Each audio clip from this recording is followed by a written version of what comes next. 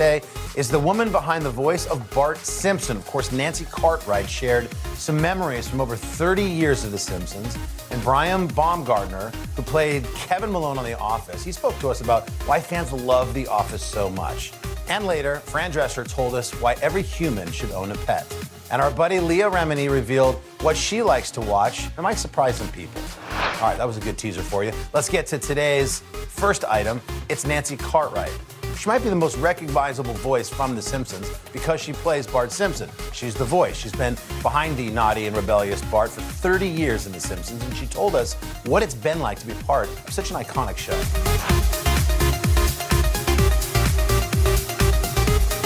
You know, when I was cast as Bart, it was such a dream come true for me because I think everybody has a little bit of Bart Simpson in him or her, you know, in them. It's true. We all have these personalities. We're such a conglomeration of so many personalities. I describe Bart Simpson as being a 10-year-old school-hating underachiever and proud of it. That was the description that I read in the original audition when I went. And I was supposed to go in for Lisa, but I decided I wanted to do Bart, and he just seemed more interesting than an 8-year-old middle child. His description was so much more clear. So I went in, and Matt Groening was there, and I had an idea in mind, and I said, blah, blah, blah, blah, blah, blah, blah, blah, blah. He's like, oh my God, that's him, that's Bart. And I was hired, boom, on the spot. Eat my shorts. Eat my shorts. I'm Bart Simpson.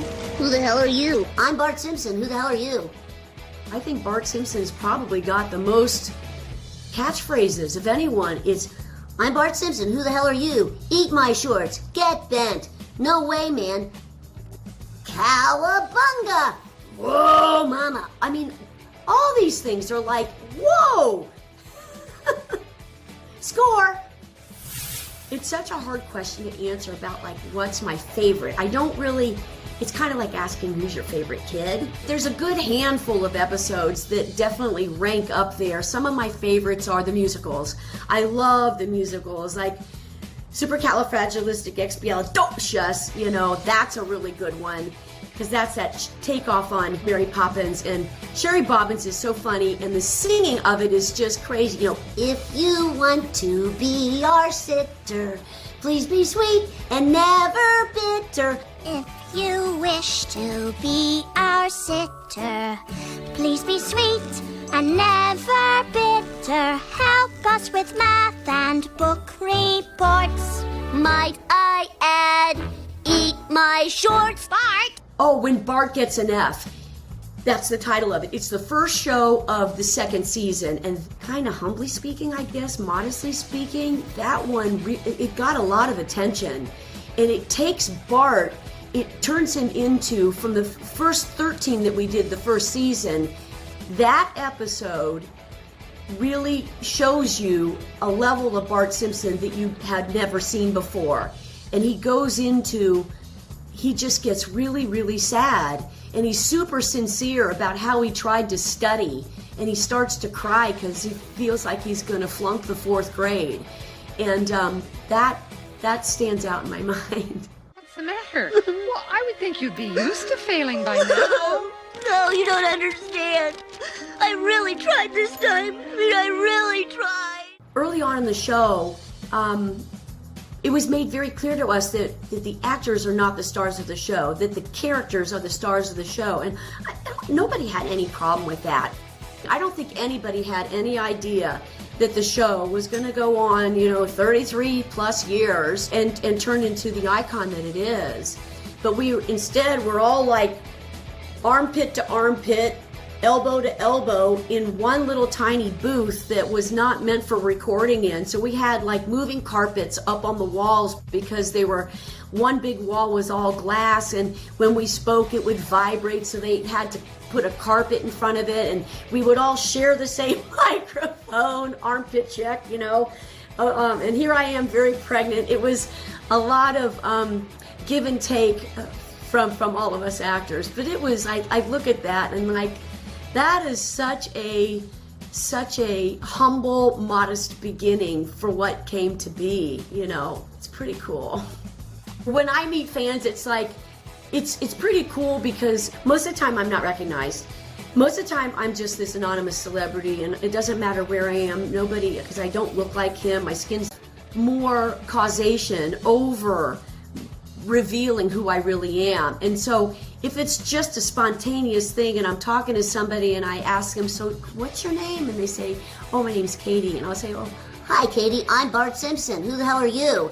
and it is just like the jaw drops to the ground. And it's equally fun for me. It still is to this day. I love surprising people. And it's kind of a cool thing. It sometimes pops people out of their funk. And isn't that kind of what we need right now? We need some kind of enlightenment. We need some humor, some lightness, some aesthetics. One question that people like to ask me is, why is The Simpsons so successful? How has it lasted this long?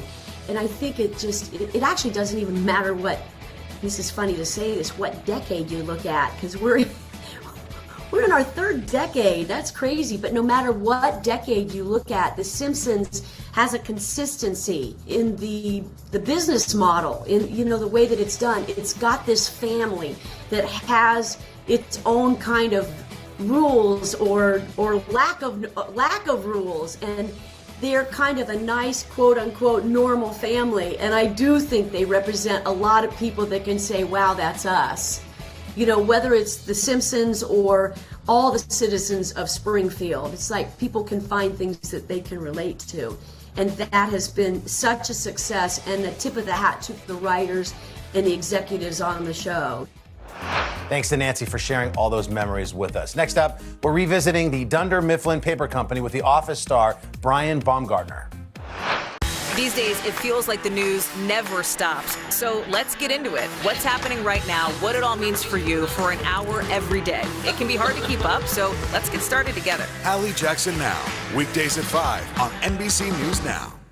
For breaking news in our changing world, download the NBC News app.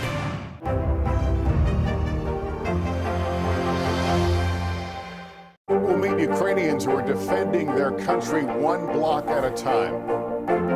When you were still in Kiev, could you hear the bombing? My name is Lester. Who's this?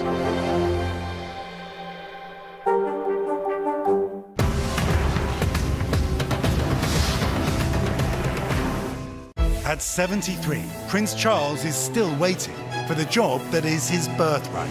Do we want Charles? Do we want a monarchy? I'm Keir Simmons, and we'll take on these questions and more in our new podcast, Born to Rule. Listen now.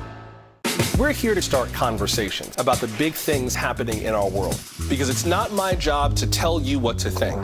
My job is to think about what you tell me. Now tonight with Joshua Johnson, streaming weeknights at 8 on NBC News Now.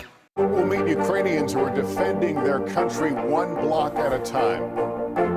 When you were still in Kiev, could you hear the bombing? My name is Lester. Who's this?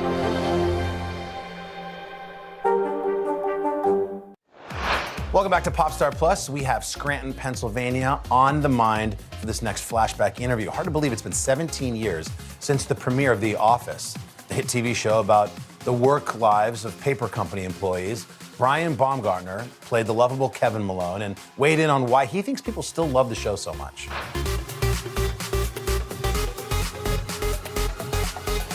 At least once a year, I like to bring in some of my Kevin's famous chili. At least once a year, I like to bring in some of my Kevin's famous chili. I want to eat pigs in a blanket. In a blanket. Nope, it's not Ashton Kutcher. It's Kevin Malone. Equally handsome, equally smart. Well, Kevin Malone, how would I describe Kevin Malone? I think Kevin Malone is a man of some unique skills, who is misunderstood in a way. His childlike sensibility fits into the rest of the ensemble of The Office very well. I had such a blast playing him and continue to be delighted by how fans react to him. I do think that of all of the other actors and characters on The Office, I do think that probably I'm the most dissimilar to mine. My Kleenex shoes were a huge conversation piece, but man, my dogs are barking. But, you know, look, I loved his ability to be in the moment. I used to say he has no memory of what happened before or any ramifications for what might happen in the future. But in the moment, if he enjoyed a moment, he was willing to show it. Often didn't think too far ahead, but I had a blast playing with him. And you know, our little group in the corner, the accountants, Oscar and Angela and Kevin, I describe it as kind of a perfect comedy triangle. Well, I need to give my cat up for adoption. The one who uses the doorbell, or the one with the Mexican hat, or the one with the rain galoshes, or the one that you let go around naked? Which had nothing to do with us, which had to do with the writers and the construction of the characters. But the way that the alliances kept shifting, their specific personalities and how they played off of each other was so much fun to do for almost a decade. I think for me now, my favorite episode would have to be Stress Relief, otherwise known as the Dwight's fake fire drill. Oh, here's a door. Check that one out. How's the handle? It's warm. Okay, go to the back door. Another option. Another option. Jeez. Okay, settle down, everyone. And I think, you know, for me now, there's so many great episodes, but I think for me, what was happening outside of the show carries special significance for me as well. So I think it's a hilariously funny, well-written episode. I saw a friend today, it had been a while. We forgot each other's names. A lot of things spring to mind thinking about the finale. I basically shot the show my 30s. My whole 30s was dedicated to being together, which is high school and college, and then 2 more years, spending a lot of time with those people. So, you know, it was really knowing that whatever happened, the friendships would be there, relationships would remain, but we wouldn't be spending 60 to 70 hours a week together anymore. And that was going to be a huge change for us. So a huge feeling of loss, but also tremendously proud of the journey that we had and the fact that we chose to end it. We had a story that we wanted to tell, and we made sure that we got that story in and told it, you know, largely with the original people who were cast. I mean, I don't think anyone who was on the show could have ever guessed that the show would end up becoming what it has become today. I mean, we almost made a pilot and was never on the air. And then, you know, the fact that an audience picked up on it. I always knew what we were doing was special if people gave it a chance. I just thought, well, people aren't going to give it a chance. So I'm tremendously proud of the show. As I say to people, I'm a fan of the show and love watching it, and I'm so proud to have been a part of it. You know, in examining through this book that I have coming out, Welcome to Dunder Mifflin, you know, one of the things that we are looking at is why the show has not just survived, but has thrived 8 years after we have filmed anything. And I think that it's really about the people. It's really about the construction of the idea and the aesthetic of the show that was so really revolutionary and groundbreaking at the time, but the hiring of the specific actors to play the roles and the writing staff that was brought in, which are now the top comedy writers in television today. You know, it was just a special and unique collection of people led by Greg Daniels, who, you know, created the show, and his genius in finding the perfect people for their job. That's really why I think. What a classic. We love that show in our house. Hope you enjoyed that one. Office fans, it was for you. Coming up, we've got nanny star Fran Drescher sharing the key to easing her anxiety. It happens to be her furry friend.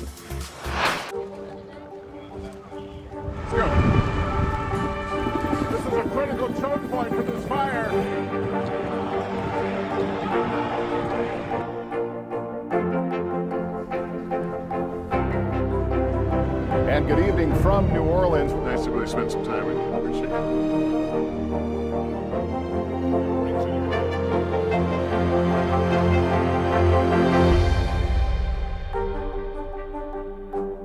Hallie Jackson Now. Weekdays at 5 on NBC News Now. Now Tonight with Joshua Johnson. Streaming weeknights at 8 on NBC News Now.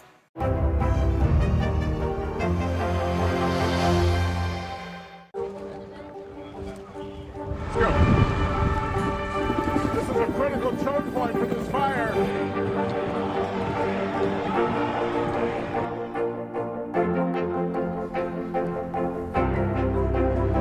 And good evening from New Orleans. Nice to really spend some time with you. Appreciate it.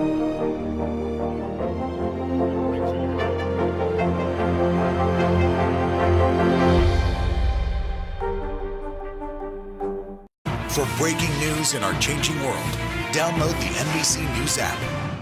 Top Story with Tom Llamas, weeknights at 7 on NBC News Now. For breaking news in our changing world, download the NBC News app. To cover the news, you have to be in it. These are families trying to board those trains to Poland. I also want to get home. You'll get home. Every night, it's your news playlist. Top Story with Tom Llamas, weeknights at 7 on NBC News Now. Hi, everybody. Good morning. Welcome to Today. We have a lot to get to this morning, guys. Did you feel calm? About the time I stopped the plane, that's when it hit me. One of the biggest names in music. Give it up for Harry Styles. And welcome back to Popstar Plus. Did you know that Fran Drescher is a huge dog lover? She's even had a famous dog of her own. Get this, Chester, that's the dog on The Nanny, was actually Fran's real-life dog. She told us all about that and how her pets have shaped her life in this episode of our series, My Pet Tale.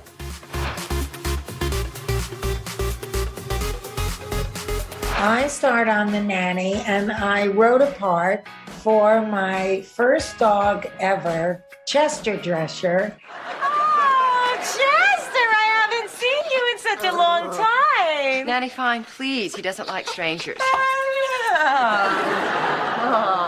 Chester was an amazing dog because he was extremely consistent in his behavior. We knew what he would do under certain circumstances, so we wrote towards that. And that was why every time, Cece Babcock grabbed him away from me, we knew that he would growl. Oh, how thoughtful.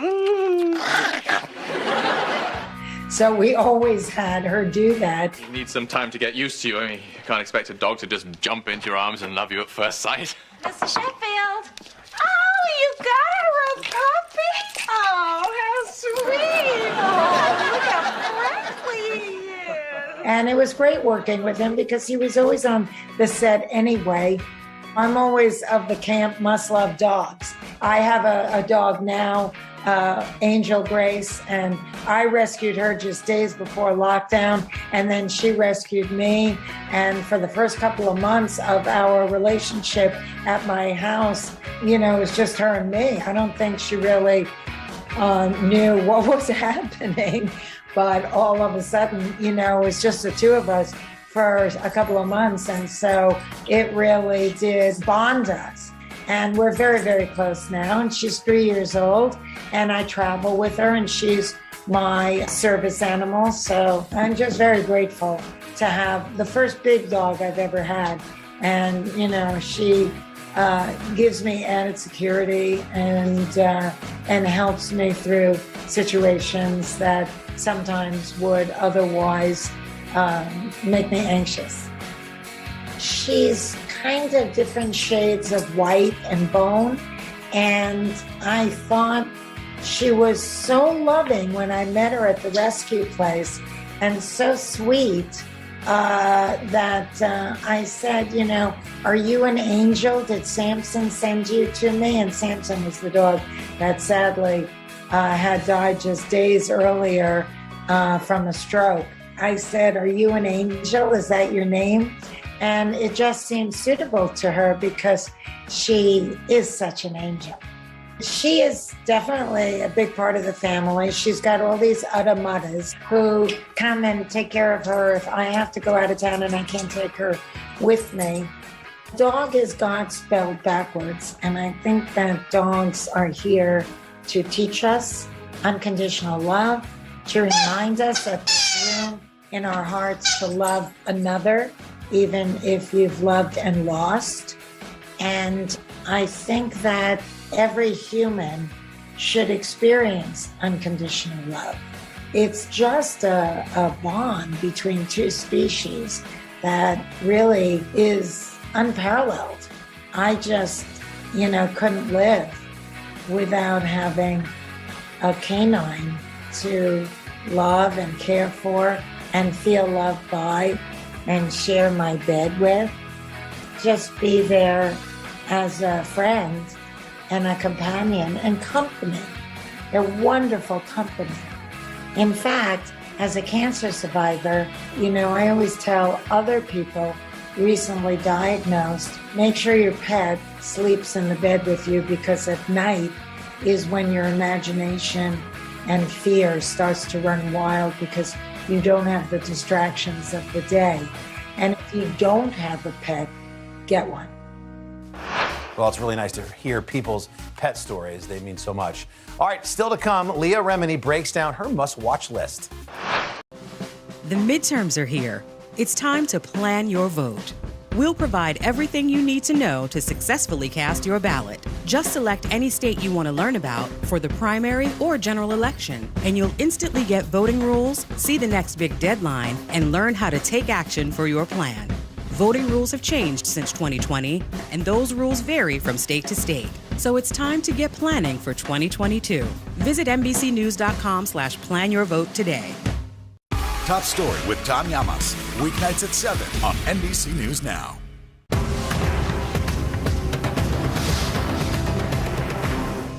Hi, everybody. Good morning. Welcome to Today. We have a lot to get to this morning, guys. Did you feel phone? About the time I stopped the plane, that's when it hit me. One of the biggest names in music. Give it up for Harry Styles. To cover the news, you have to be in it. These are families trying to board those trains to Poland. I also want to get home. You'll get home. Every night, it's your news playlist. Top Story with Tom Llamas. Weeknights at 7 on NBC News Now. We'll meet Ukrainians who are defending their country one block at a time. When you were still in Kiev, could you hear the bombing? My name is Lester. Hey, who's this?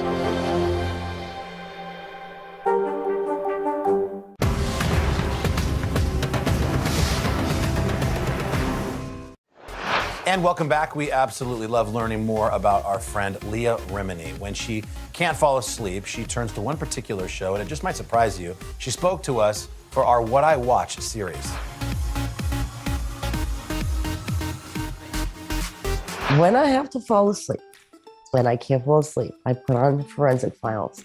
Don't know why. Listening to stories, people being murdered, gets me to sleep. That's probably, a psychologist would probably have an answer. It was a delivery he never expected. The older version of Forensic Files, the guy's voice, it's so soothing. And he's like, and then they found her decapitated. Something about the guy's voice. I don't know what it is.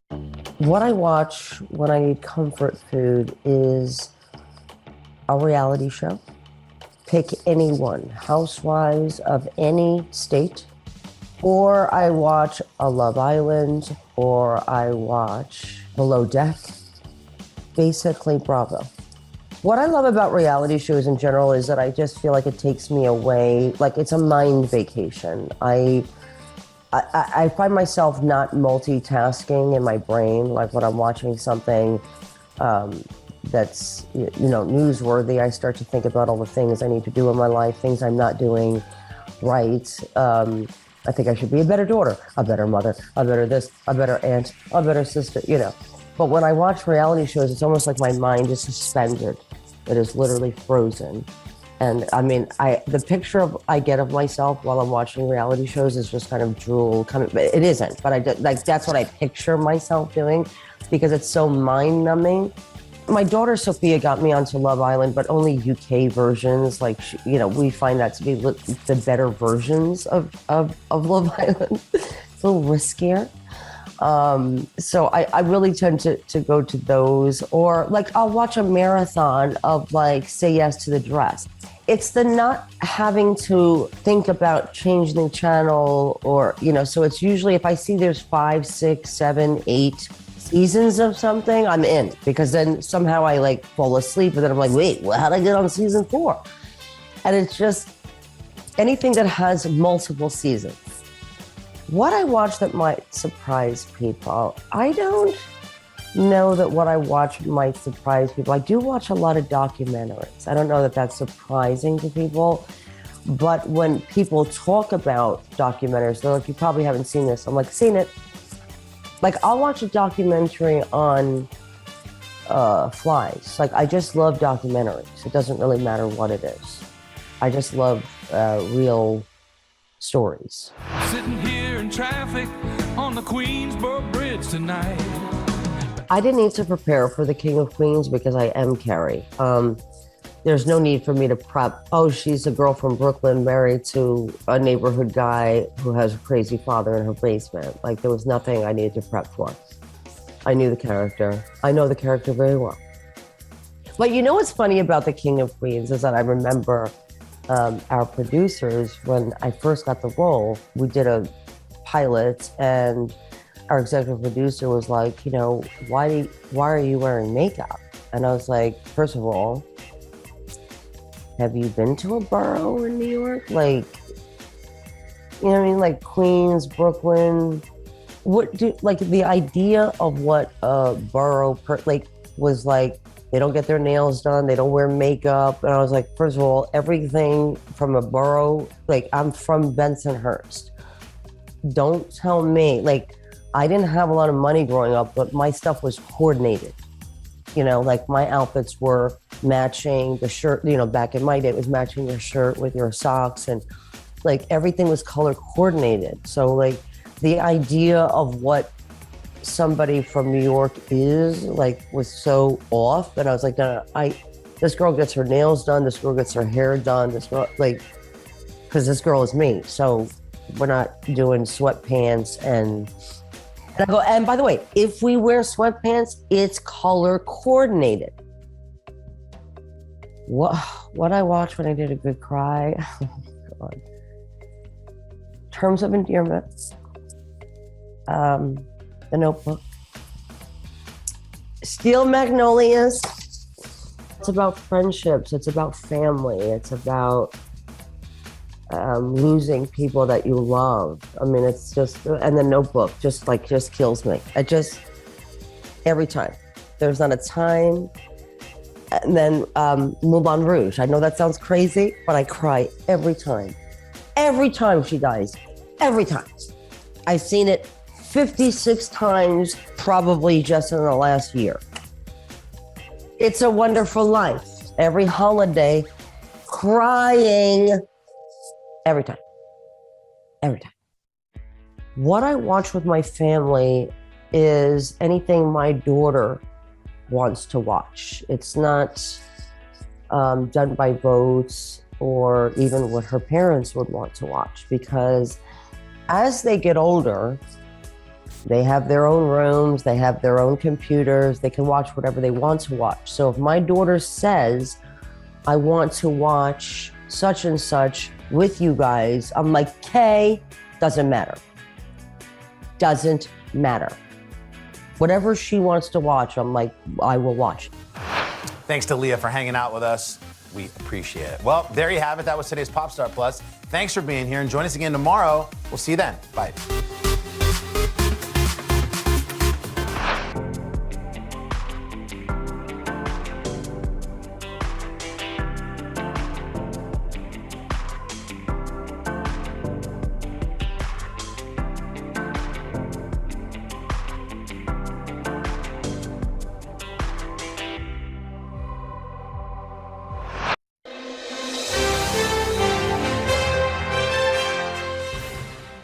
This morning, a remarkable team of history makers. Yes, the full Circle Everest expedition recently became the first all-black climbing group to summit the world's tallest mountain. We're going to talk to them in just a few moments. We're looking forward to that. But first, a little bit more on their remarkable journey and their hopes that it will inspire future generations of climbers. It was a groundbreaking moment on top of the world's highest peak. 7 members of the full Circle Everest expedition celebrating their successful summit, all while making history as the first all-black climbing group to reach the top of Mount Everest. Team leader Phil Henderson sharing the good news on Instagram, writing in part, all members of the Climb and Sherpa teams have safely returned to base camp, where we will celebrate this historic moment. After ascending Mount Rainier in Washington last year, the team set its sights to greater heights. And for months, they worked toward their Everest goal, documenting their journey along the way. The team left base camp on May 2nd to start the climb. And after a week, they shared their progress, posting on Instagram. After countless hours of training, preparing, and dedication, the team is getting ready to make a push for the summit. 3 days later, their perseverance paid off. And in one expedition, they nearly doubled the number of black climbers who have reached the peak. But for the team, scaling Mount Everest was always more than just an experience. Their intent was to inspire the next generation of outdoor enthusiasts in black communities. Climber Fred Campbell sharing the team's mission statement on Today. I hope that they see our experience and how much we love being out on the mountain and kind of enjoying the adventure, and they're inspired to find an adventure of their own. Now, one team's path to success, a symbol of how to make dreams a reality. Well, now let's meet some of the team. They're celebrating this morning. Rosemary Saul and Manoa Anu were 2 of the climbers who summited, and Philip Henderson is the leader of the group who was on the mountain and saw his vision fulfilled when 7 members of the team reached the summit. Good morning to all of you. Good morning. Good morning. Thanks so much for having us. We're thrilled to have you. We know it's evening time there, and you guys are celebrating a successful summit. I'll start with you, Manoa. You're a professional climber, but this was your first time at the top of Everest. Did it meet your expectations? Yeah, exceeded. Yeah, it's really amazing here. Up there, yeah, it's a little cold. So there's a little thin, but down here and on the journey through, to the top of the world. Every place is amazing. Everyone is amazing. So, it's all good. Rosemary, this is like a huge personal accomplishment for you, but it's also a big accomplishment for African Americans in general. We were talking about how only 10 African Americans have ever done this, what you guys did. What does it mean to you, and what does it mean in a greater sense? Absolutely. And I'd say it's even bigger, as you said, only 10 African Americans. I think that's 10 black folks globally, so not even necessarily, even fewer than that African Americans have made it to the summit. But yeah, this is a huge accomplishment just for each of us on our team, for the Full Circle team, for our Sherpa team, for all of the support that we've had. And now we're able to take this experience and take it back to our communities and tell the stories, share what we've learned of this beautiful place and culture, and hopefully inspire a future generation of outdoor enthusiasts. No doubt you will. Phil, this is your group. You're the team leader. Explain to folks why this was so important for you. Why were you so hell-bent on getting folks to the top of Everest? Well, there's a number of reasons, but one, I've been working in the industry now, for almost 3 decades, and when I came into it, there weren't folks like myself that I had to look to, for guidance and mentorship and so on. And not that I haven't had mentors, but after 3 decades, I kind of found myself in that place to mentor, different members of this team and so on. And so that's a part of it. But the other part is that I've had a relationship with people in Nepal and the Sherpa community, and I've helped train a lot of them in their craft of working as high altitude workers. And I just wanted to really share my love and my community with the Sherpa people, with the community that I have at home as well. So it was really important in a lot of ways, yeah. I want to congratulate all of you. You're on top of the world in every way, and thank you so much for inspiring others. Hear, hear. Thank you so much. Thank you. Appreciate it. Keep celebrating, okay? Yes. We heard there were a couple. These days, it feels like the news never stops. So let's get into it. What's happening right now, what it all means for you for an hour every day. It can be hard to keep up, so let's get started together. Hallie Jackson Now, weekdays at 5 on NBC News Now. Women's basketball has been systematically held back. After 49 years of Title IX, we still have work to do. In Their Court, a podcast from NBC News and NBC Sports that goes inside the issues of inequality in women's sports. Listen now. At 73, Prince Charles is still waiting for the job that is his birthright. Do we want Charles? Do we want a monarchy? I'm Keir Simmons, and we'll take on these questions and more in our new podcast, Born to Rule. Listen now. Hallie Jackson Now, weekdays at 5 on NBC News Now. Women's basketball has been systematically held back. After 49 years of Title IX, we still have work to do. In Their Court, a podcast from NBC News and NBC Sports that goes inside the issues of inequality in women's sports. Listen now. Hi, everybody. Good morning. Welcome to Today. We have a lot to get to this morning, guys. Did you feel calm? About the time I stopped the plane, that's when it hit me. One of the biggest names in music. Give it up for Harry Styles. Today is now a podcast, available every morning. Listen wherever you get your podcasts. Top Story with Tom Llamas, weeknights at 7 on NBC News Now. Hey, there you go. Cheers. No need to hide those. When you say it's 5 o'clock somewhere, it literally is. That's true. It's 5:30. Yeah, so.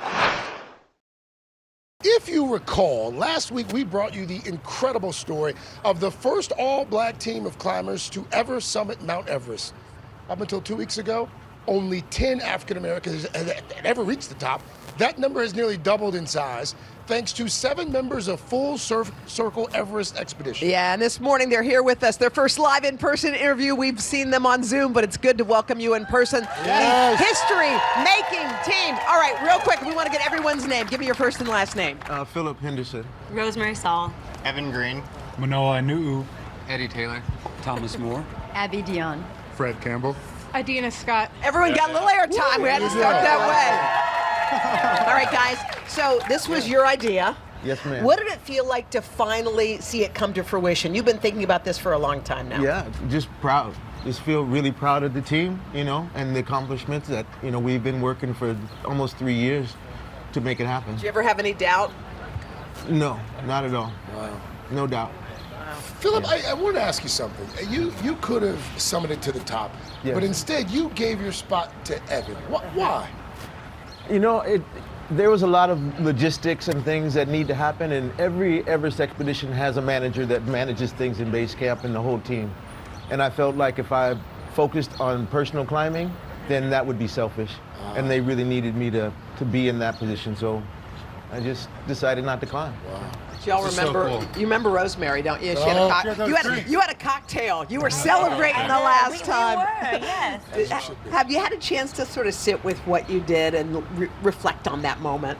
A little bit. With each passing day, we have a bit more time to just think about what happened, and still in the process of really realizing the accomplishment that just happened, and it's still sinking in. It's still sinking in, yeah. What was the hardest part of this for you guys? For me, it was more of a marathon. It was almost a 2-month expedition, so it was just in it for the long haul and the process of moving up to the different camps. And the summit day was just one piece of the picture. Phil, but just a few seconds here that we have left. What can we do to help break this barrier of access for people of color to be able to get outdoors, to be able to learn how to climb and do all this? What's necessary? This, people getting out and doing it, and showing folks that we belong out there as well. Mother Nature doesn't care what color you are, but you need to get out, and it's healing. It's a healing for all of us. So, yeah. Wow. Well, congratulations. Congratulations. Very inspiring. Hike to the base camp wearing those. That's not true. The football, yes, Did she really? For real? Is this true? Oh my God, Tina. Whoa, all right. We can't wait to see what y'all do next. Now, to more on that remarkable story that first captured the world's attention last week. It's a Florida man. He landed that plane with 0 flying experience after the pilot suddenly became unconscious. Well, the details that initially emerged were already stunning. And now in a Today exclusive, Darren Harrison is sharing what happened inside that cockpit, describing a flight more harrowing and even more inspiring than we could have imagined. I knew it was a life or death situation. Either you do what you have to do to control the situation or you're going to die. And that's what I did. In the most terrifying moment of his life, Darren Harrison proved calm and collected. I've got a serious situation here. My pilot has gone incoherent. The 39-year-old, whose career focuses on flooring sales, was traveling home from a fishing trip in the Bahamas on board a single-engine Cessna 208. Big a deal. Only two others were on board, the pilot and the pilot's friend. My nightmare's always been when I go on flights like this. What happens if something health-wise happens to the pilot? What's going to happen? You've thought about that before? Oh, I've thought about it many a times. Initially, Darren said everything seemed to be normal. And you didn't seem to be a nervous flyer. You took a shot at the cockpit with your feet up and back. Yep, I was just back there relaxing. But shortly after taking that photo, he heard from the pilot, and everything changed. I saw he kind of did a move like this and said, guys, I got to tell you, I don't feel good. And I said, what's wrong? And he said, I got a headache and I'm fuzzy and I just don't feel right. And I said, what do we need to do? And at that point, he didn't respond at all. He was already done. What was the position of his body in that moment? He was still leaned back. So he never slumped forward? Correct, never slumped forward at all. At that point, he wasn't responding to us yelling at him. So I moved to the front, and by the time I had moved forward to the front of the airplane, I realized that we had now gone into a dive at a very fast rate. All I saw when I came up to the front was water out the right window, and I knew it was coming quick. The plane is in a nosedive, essentially. Correct, yes. And at that point, I knew if I didn't react, that we would die. And so I reached over his body, because he's at this point unresponsive. I kind of put my arm over to where my elbow is sitting here, and I grabbed the controls of the airplane and slowly started to pull back on the stick and turn. How did you know how to do that? Just common sense, I guess, being on airplanes, because I knew if I went up and yanked, that the airplane would stall. And I also knew at the rate we were probably going way too fast, and it would rip the wings off the airplane. Let's just stop for 1 minute right there before you talk to any air traffic controller, before you put on any headset. The pilot is still in the seat. Mm-hmm. Yes. That's a miracle right there. That's the scariest part of the whole story. Defying death in that moment was just the first miracle that day. Darren then found himself in the pilot's seat over open ocean with no flight experience and at first, no way to call for help. I now have the availability to climb into the seat to fly the airplane. I sit down and I'm trying to put on the headset that the pilot was wearing. And so I pull on the wires and I pull up and they're all frayed. The plug's gone off the end of the headphones. And so now I don't have a headset to use. So now your lifeline, you're literally holding a frayed cord that could be your lifeline to talk to anyone. Yes. So I immediately turn to the guy next to me and say, I'm gonna need your headset because I gotta talk to somebody. The person on the ground was Captain Bobby Morgan, an air traffic controller and part-time flight instructor. All my GPSs have gone out. I have no idea where I am. And then it was, well, what do you see? I see the state of Florida and I see a small airport. And they said, can you drop to 5,000 and maintain? And I said, I can try. I can work on it. But I'm still trying to figure this thing out. You didn't have any shoes on. Nope, I was barefoot. My shoes were in the back. You're practicing going up, going down, getting the feel for the controls. Yeah, because at some point, the realization sits in of you're gonna have to land the airplane. There's only one way to get down. One way. Did it ever cross your mind that you wouldn't try? Or was it just like, I can't do this? No. No, when I was flying and saw the state of Florida, at that second, I knew I'm gonna land the airplane. I don't know what the outcome's gonna be. I don't know how it's gonna happen, but I'm gonna have to land this airplane because there's no other option. At that point, we turn around and look, and the pilot's still not conscious in the back. With Captain Morgan's guidance, Darren navigated the plane to Palm Beach International Airport. And he kept telling me the whole time, the runway's gonna keep getting bigger as you get closer to it. Just keep focused on that and just keep descending. And I remember getting to around 200 feet, and he said, hey, you're gonna need to slow down some more. You're still coming in pretty fast. And at that point, I told the other guy, I said, hey, take the throttle and dump it on the floor. just dump it on the floor as far as it'll go. Moments later, Darren touched down on the runway. So and then you slammed on those brakes with your bare feet. I slowly feathered the brakes as I'm going down the runway. And surprisingly, I felt so comfortable with it. I radioed to the guy and I said, hey, I'm feeling pretty confident in the brakes and everything. Do you guys want me to turn off the runway so I can clear this thing out? You offered to park. Yeah. And when did you exhale? I said thank you for everything, and I threw the headset on the dash and said the biggest prayer I've ever said in my life. That's when all the emotion set in. Can you share what your prayer was? It was a thankful prayer for the safety and everything that had happened. But the last part of the prayer and the strongest part was for the guy in the back. Because I knew it was not a good situation. Yeah. Your thoughts immediately turned to him. Yes, absolutely. And how is he? He is expected to leave the hospital, I believe, on Monday. Wow. Yes. Another miracle. Yes. When they took him to the hospital, he was not expected to live. Once safely on the ground, Darren's first call was to his wife, Brittany, who's pregnant with their first child, a baby girl. Everybody's asked me, like, well, what if you would have crashed and died and you didn't get a chance to tell your wife you loved her? You could have at least called her. You could have reached out to her. You had time. In my mind, I knew I wasn't going to die. And the thought never crossed my mind to call and tell my wife bye. But Brittany feared the worst. I saw his name pop up on my phone, and I always calculate, like when I think he's going to land. I immediately looked at my watch and I was like, he should have 20 more minutes of flight time. So, honestly, I took a deep breath and prepared myself for it to not be him on the other line. What was it like to hear her voice? It was one of the biggest reliefs because I was safe. You're 7 months pregnant, and you had been worrying about your husband for a reason. Yeah, so a year ago in April, we lost my brother-in-law while my sister was 6 months pregnant. And when I saw his name on the phone, I told myself, I said, God, we can't do this again. I don't think I can do it again. And thankfully, we didn't have to. Did you think about your little girl? I did. Oh, yeah. It's one of the first things that went through my mind. As I was climbing to the front and that plane was in a dive, I was just looking, going, I can't die today. I've got Brittany's pregnant. I got a baby on the way. Not today. Today's not my day. An unwavering determination to survive in the air, guided by the heavens.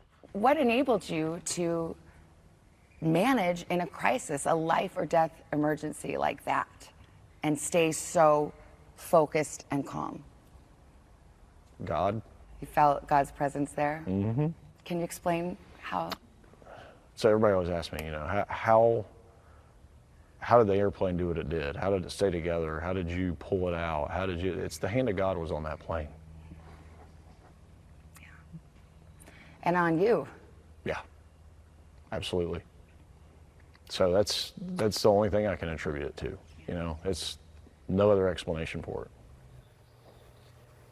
I'm speechless. Isn't he incredible? I know. It was it was such an honor to get to speak to him. He's really incredible, so inspiring, very funny. He also said, I said, are you like a calm person? Is that kind of your thing? And he said, no. Really? Yeah, he said, actually, in fact, as a youngster, I was kind of hot-headed. He's like, I've been working on my dad and going to church and Bible study, trying to calm down. But it's pretty incredible. The other thing, and we'll talk about it in the third hour, but now, look, we're all aerospace engineers now, but it's like you need flaps to land the plane. And he tells this whole story about what happened when he tried to lower the flaps, and he ends up flying without flaps. So he lands without flaps, which is a thing.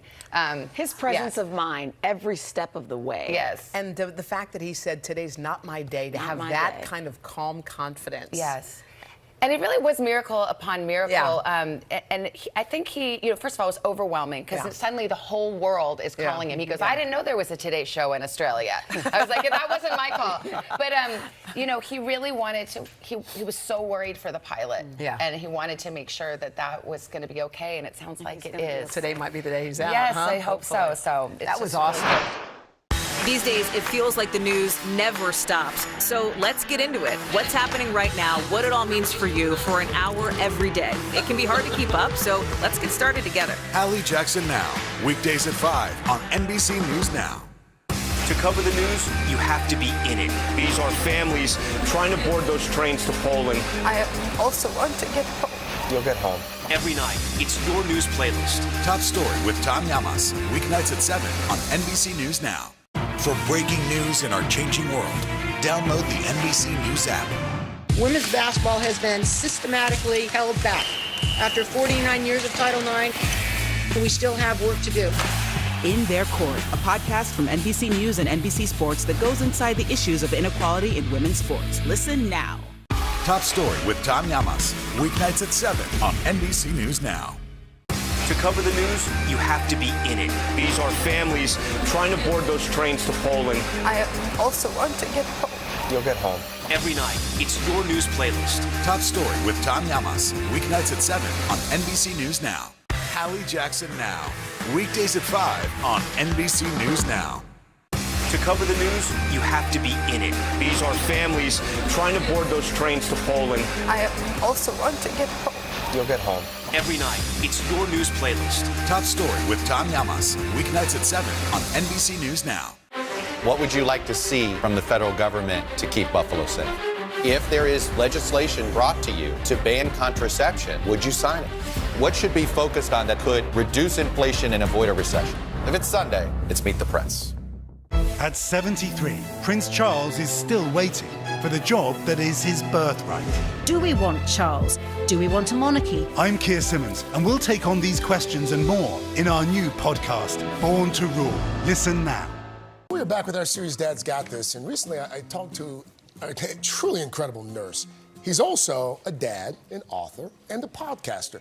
And he's using his own experiences to show others what it means to be a caregiver. Meet Nurse Papa, a.k.a. David Metzger, a pediatric oncology nurse working at UCSF Children's Hospital in San Francisco.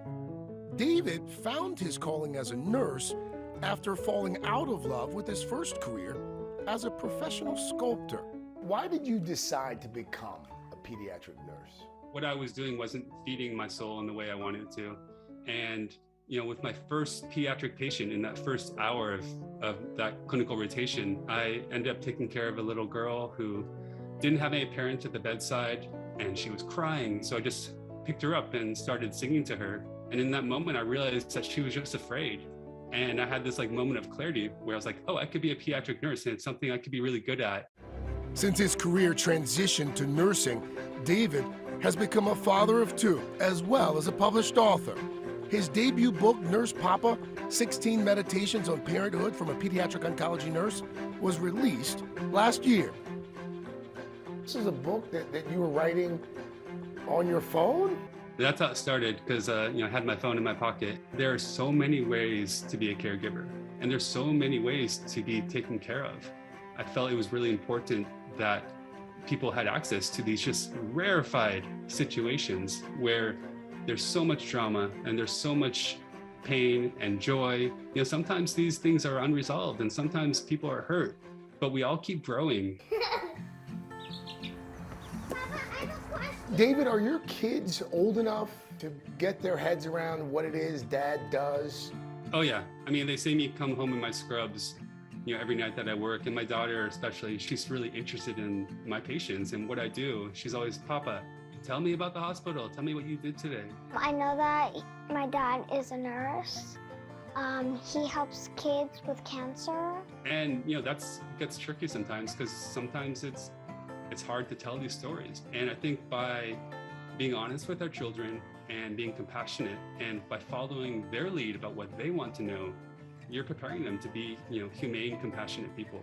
Outside of his weekly nursing shifts at the hospital, David has also been producing and hosting the Nurse Papa podcast. Nurse Papa is brought to you by, where he answers questions from parents in a segment called Dear Nurse Papa. What I really want to do is to normalize the experience of being a parent.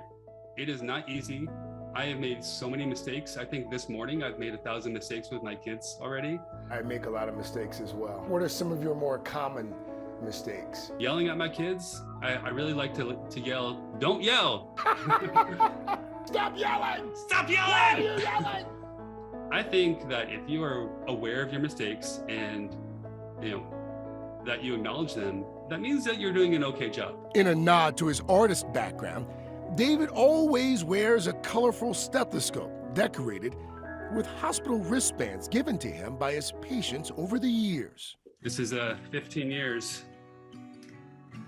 taking care of kids. I mean, this is like my most prized possession. Some of these kids are living, some are not, but it's just been a way to remember them. That's a beautiful thing. The sadness and the loss. How do you not take that home with you? You do. I mean, it's just part of it. Like, I think that the opportunity to be there at bedside with these children, even when they're sick, even when they're dying, has been like the greatest gift that I've ever been given, because it's really shown me what life is all about. And it's made me a more complex, caring person. Wow. He's a special man. And you made a good point during the story. I mean, doctors, oncology doctors are obviously, angels among us. But the nurses, the nurses are every day. Every day. Every day. That's great. You can search for David's Nurse Pop-Up podcast, by the way, wherever you listen and get your podcasts. And for more stories about incredible dads, head over to our website, today.com. For breaking news in our changing world, download the NBC News app. We're here to start conversations about the big things happening in our world, because it's not my job to tell you what to think. My job is to think about what you tell me. Now Tonight with Joshua Johnson, streaming weeknights at 8 on NBC News Now. We'll meet Ukrainians who are defending their country one block at a time. When you were still in Kiev, could you hear the bombing? My name is Lester. And who's this?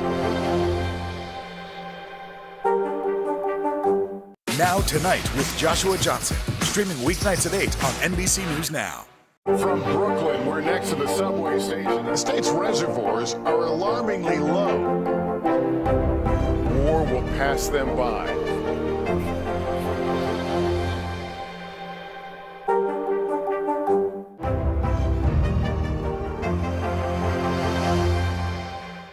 We're here to start conversations about the big things happening in our world, because it's not my job to tell you what to think.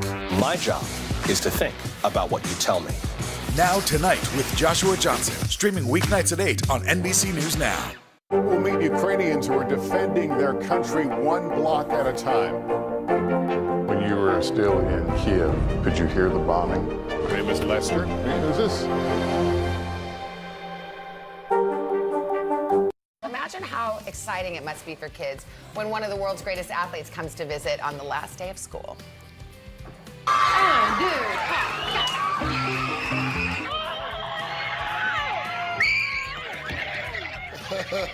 That's amazing. I mean, exactly. That's what you do That's when awesome. basketball great LeBron James drops by. This is the I Promise School in his hometown of Akron, Ohio. He's actually vice principal of the school, which is a partnership between Akron and the LeBron James Family Foundation. King James posed for pictures with kids, teachers too, and later posted some of those scenes from that surprise visit online, wishing the students a fun and safe That's summer. pretty awesome. I'm trying to mean, think of who showed up to our elementary school. Did you have any big names show up? No. Smokey the Bear once. Yeah, exactly. Those schools are transformative, by the way. Yeah, that's great. He does great work on and off the court. All right, a lot of people learned new skills and hobbies while they were stuck at home during the pandemic, like this little boy. He decided to take up the piano.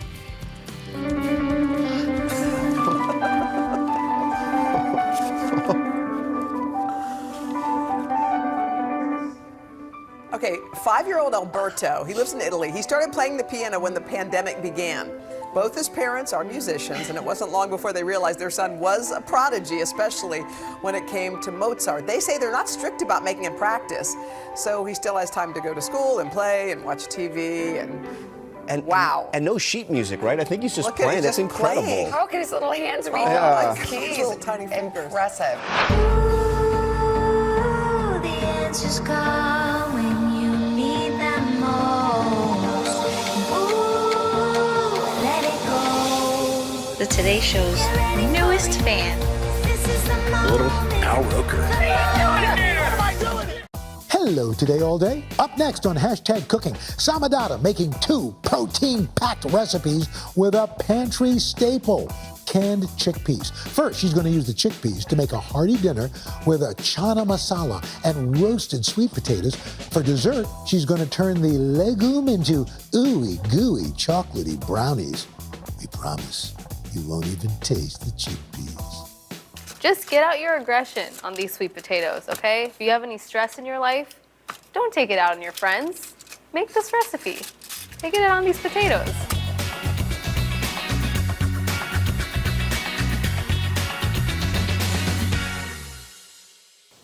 My life would not run without chickpeas.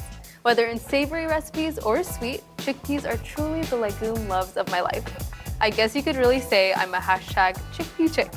I'm going to show you 2 of my favorite recipes to use chickpeas, my chana masala stuffed sweet potatoes, and a delicious and surprising chickpea brownie. I know, once you make these recipes, you're going to love chickpeas as much as I do. Chana masala, sometimes called chole, is a spiced chickpea curry that my mom used to make for me all the time when I was growing up. It's one of my favorite Indian vegetarian dishes, so today I thought I'd get a little creative and stuff the chana masala inside some baked sweet potatoes. So, if baked potatoes are your vibe and spiced chickpeas are your vibe, then this is the recipe for you. I've got all of my cute sweet potatoes here. They're clean, so I'm just gonna poke them with a fork so they can release steam when they bake. Don't mistake your hand for a potato, okay? Promise me you won't do that. Keep your eyes on your goal. All right, I definitely did some damage here. Now I'm just gonna rub these potatoes with some olive oil and then sprinkle with some salt. These potatoes are at the spa currently. They're loving their lives.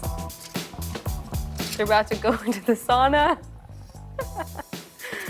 I only find myself funny.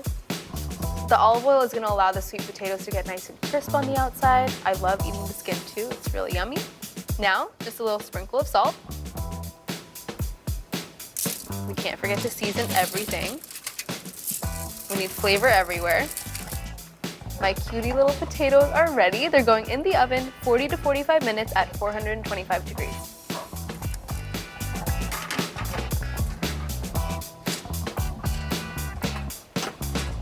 Now that my sweet potatoes are safely in the oven, they're secure in there, I am gonna start on my chana masala. First thing I'm gonna do is dice my onions. Just clearing my workspace, nothing to see here. I love using onions in basically everything, but onions, garlic, and ginger are just key aromatics in Indian cooking. You really can't have Indian cooking without them. Now for my garlic, just gonna mince it. A mince is really, really fine, so you just wanna get all of that delicious garlicky flavor out. You know you did this right if you smell like garlic for 3 days. We're just getting at all of that flavor.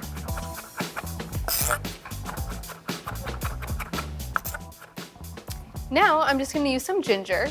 A really easy way to peel ginger is to use a spoon. You can just use it to scrape back that little peel, like so.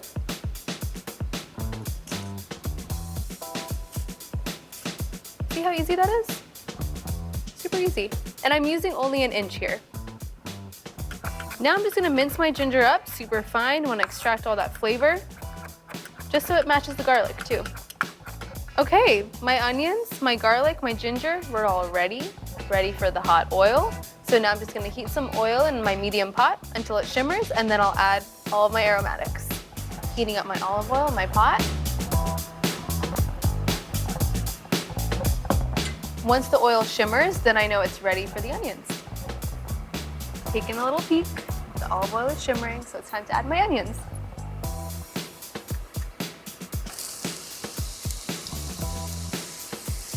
I want to cook these onions in the olive oil until they're tender, translucent, and starting to brown around the edges. I want to get some color on them before I add the ginger and the garlic. And the reason that we're not adding the garlic and the ginger in with the onions is because those take a lot less time to cook. So we want to get the onions going, and then we'll add the ginger and garlic so those two don't burn. I think these onions are ready to meet their garlic and ginger companions. Garlic.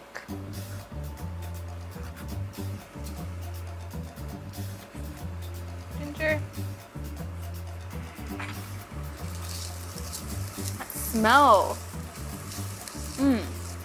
You want to cook the garlic and ginger in with the onions for about 1 to 2 minutes so it smells aromatic and fragrant.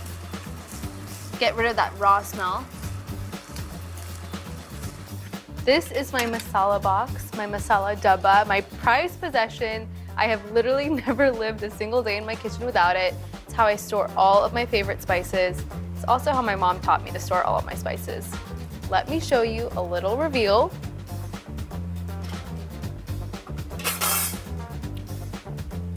Look at that.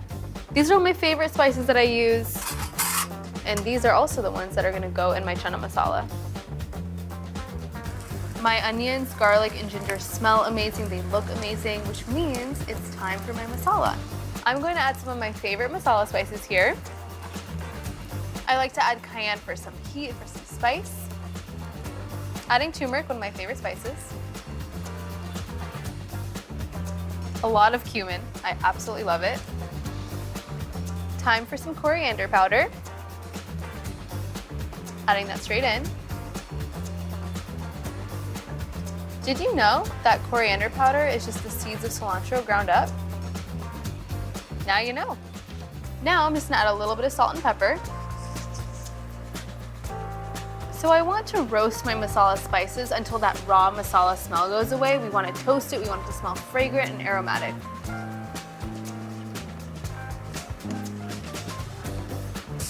And finally, my little secret ingredient, amchur powder, or dry mango powder.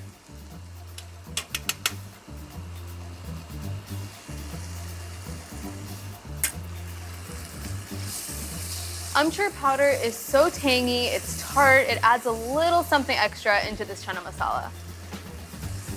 Adding amchur powder was definitely my mom's tip, so thank you, Mom, for making my chana masala a lot better than it was before. I wish you could smell it, but you can't. So you're just gonna have to make it. I'm sorry, I don't make the rules, but I am making them a little bit here. Okay, my masala smells amazing, smells super aromatic. Now I'm gonna add my tomato paste. Here.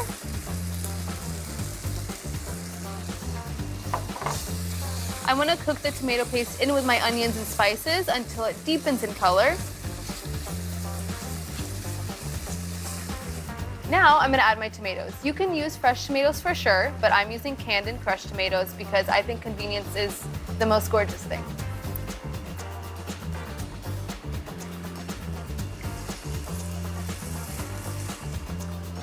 My tomatoes are looking delicious. Delish. Now I'm gonna add my vegetable broth.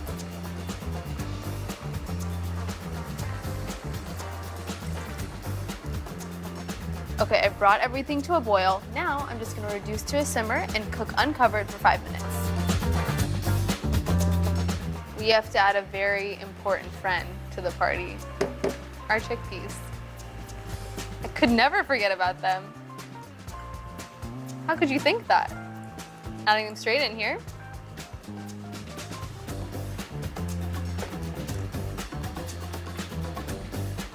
Get them really up in that gravy.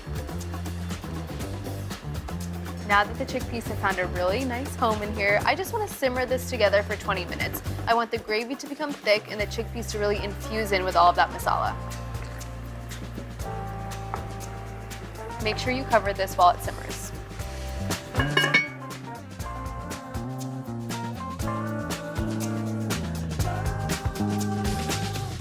From Brooklyn, we're next to the subway station. The state's reservoirs are alarmingly low.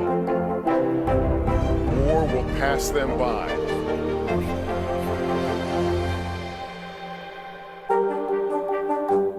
Hallie Jackson Now.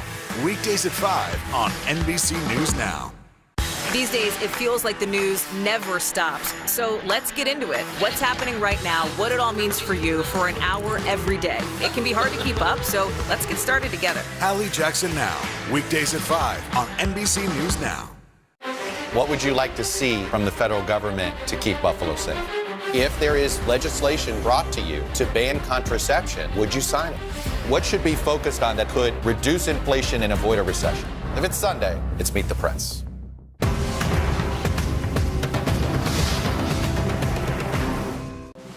The midterms are here.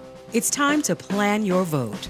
We'll provide everything you need to know to successfully cast your ballot. Just select any state you want to learn about for the primary or general election, and you'll instantly get voting rules, see the next big deadline, and learn how to take action for your plan.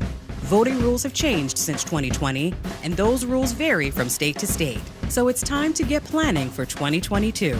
Visit NBCNews.com/planyourvote today. For breaking news in our changing world, download the NBC News app. Okay, 20 minutes has passed. I think it's time we take a peek at my chana masala.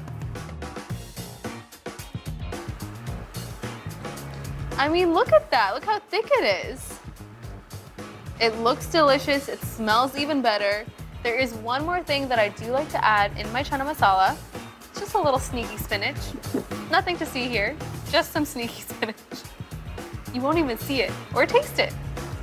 I just like to sneak in some cute greens in there from time to time, you know? Just adding a handful. I'm just gonna tear it, roughly. No science to that here. And I'm gonna stir it into my chana masala until it wilts.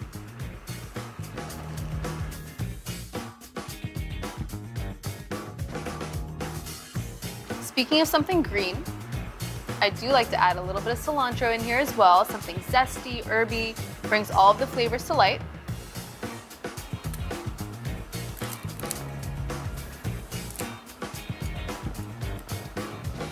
I keep those tender stems, but I'll remove the thick stems like this. This doesn't have to be added to our chana masala. All this talk about cilantro has me craving something, my cilantro mint chutney. I'm gonna show you how to make that. I'm just gonna let this hang out while I do that. Let me just start off by saying that I love chutney. A life without chutney is one that I just don't wanna live. If you're not eating chutney, you are not living. Chutney is super popular in Indian food, especially Indian street food. I find that it's zesty, it's bright, it's usually with a lot of herbs, a lot of spices, a lot of lemon or something acidic. It's super delicious and really tangy. Let's make my favorite cilantro mint chutney.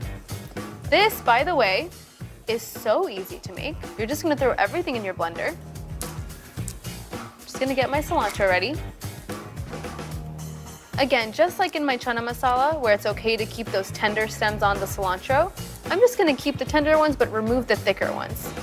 These are a bit more bitter, so we don't want these in our chutney. Like I said, super simple recipe, gonna add everything to our blender. I don't know why these spatulas are in here. They wanted their 15 seconds of fame. Remove them. I'm gonna add my cilantro straight into my blender. Like that. Mint is super floral, it's very bright.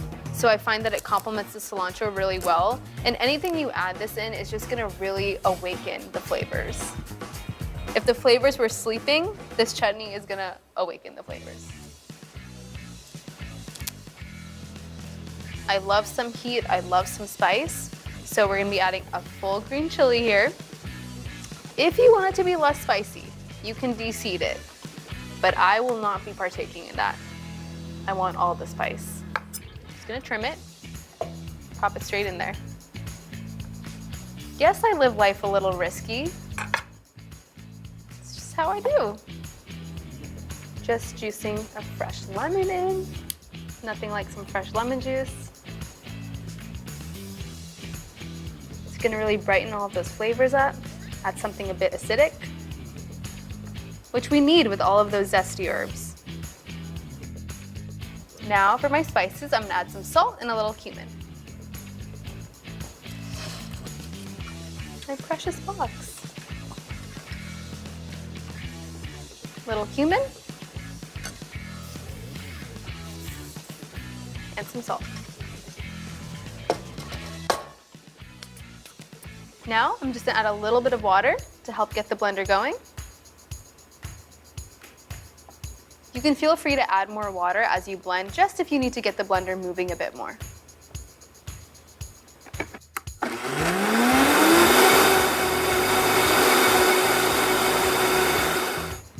Texture looks great.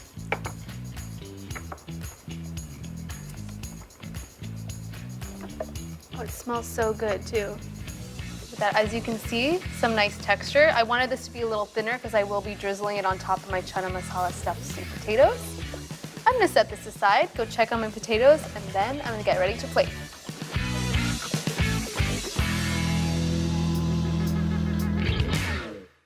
For breaking news in our changing world, download the NBC News app. Today is now a podcast, available every morning. Listen wherever you get your podcasts.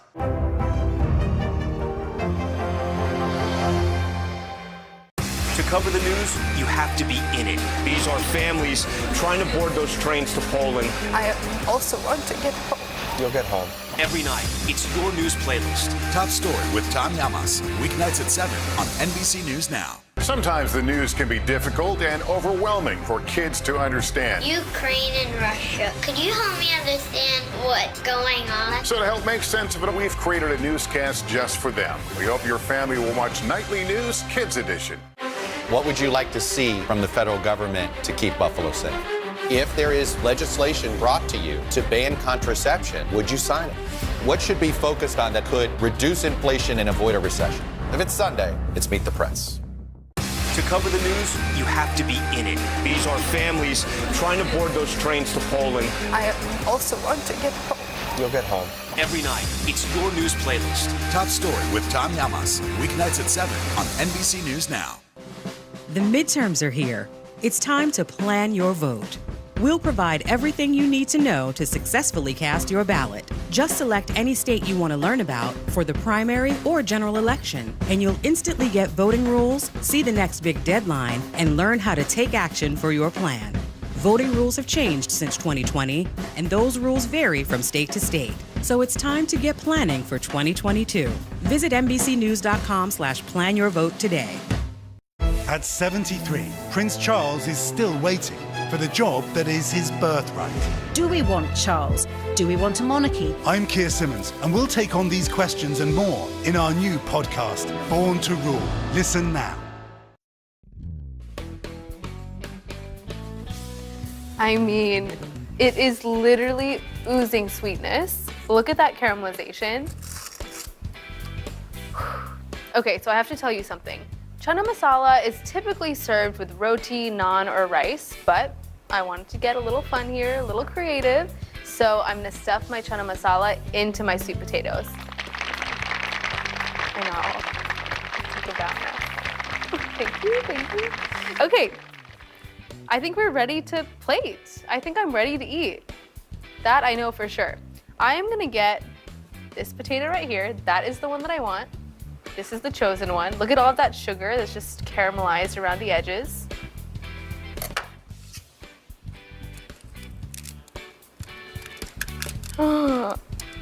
Okay, you need to look at this. Do you see this? Do you see it? Okay, onto my plate we go. Love a sweet potato. Love, literally love. Time to bring my chana masala into the picture. I'm gonna move these guys aside. I will see you later. Time for you.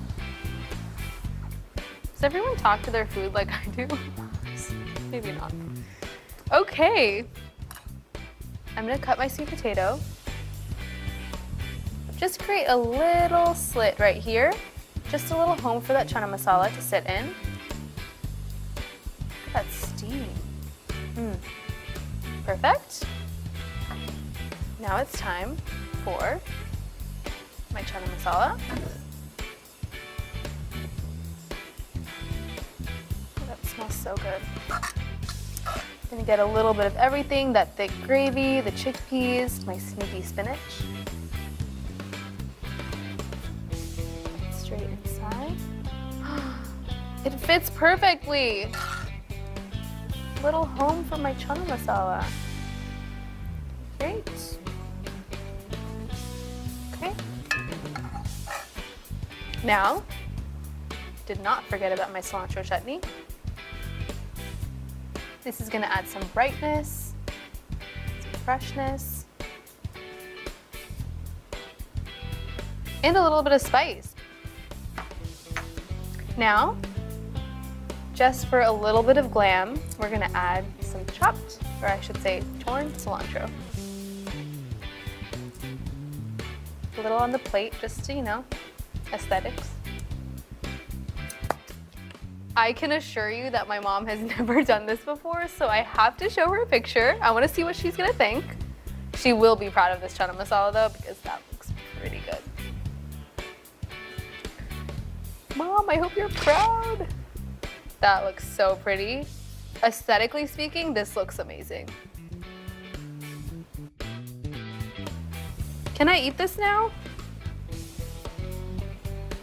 I think yes, I can eat this now. I mean, this literally can do no wrong. It's hearty, it's satisfying, it's filling. It's very balanced. I think I really leveled up baked potatoes today. Perfect weeknight, dinner, even lunch. That caramelization on the sweet potato is just getting me. I just can't even handle it. Looks so good.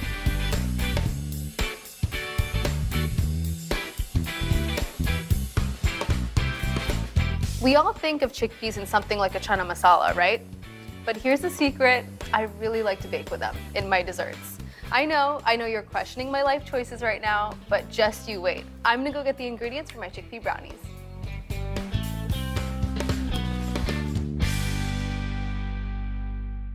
Hi, everybody. Good morning. Welcome to Today. We have a lot to get to this morning, guys. Did you feel calm? About the time I stopped the plane, that's when it hit me. One of the biggest names in music. Give it up for Harry Styles. These days, it feels like the news never stops. So let's get into it. What's happening right now, what it all means for you for an hour every day. It can be hard to keep up, so let's get started together. Hallie Jackson Now, weekdays at 5 on NBC News Now. Today is now a podcast, available every morning. Listen wherever you get your podcasts. What would you like to see from the federal government to keep Buffalo safe? If there is legislation brought to you to ban contraception, would you sign it? What should be focused on that could reduce inflation and avoid a recession? If it's Sunday, it's Meet the Press. Hallie Jackson Now, weekdays at 5 on NBC News Now. These days, it feels like the news never stops. So let's get into it. What's happening right now, what it all means for you for an hour every day. It can be hard to keep up, so let's get started together. Hallie Jackson Now, weekdays at 5 on NBC News Now. Hi, everybody. Good morning. Welcome to Today. We have a lot to get to this morning, guys. Did you feel calm? About the time I stopped the plane, that's when it hit me. One of the biggest names in music. Give it up for Harry Styles. For breaking news in our changing world, download the NBC News app. These chickpea brownies are one of the most popular recipes on my blog. And because I know you're wondering, I know you're asking the question, can you taste the chickpeas? All I have to say to you is no. All they do is simply create an irresistible fudgy texture. And with chocolate involved, everyone wins. So let's get to it. First thing I'm gonna add in here is some almond butter. I like this because it's kind of rich, it's nutty, it adds a lot to these brownies.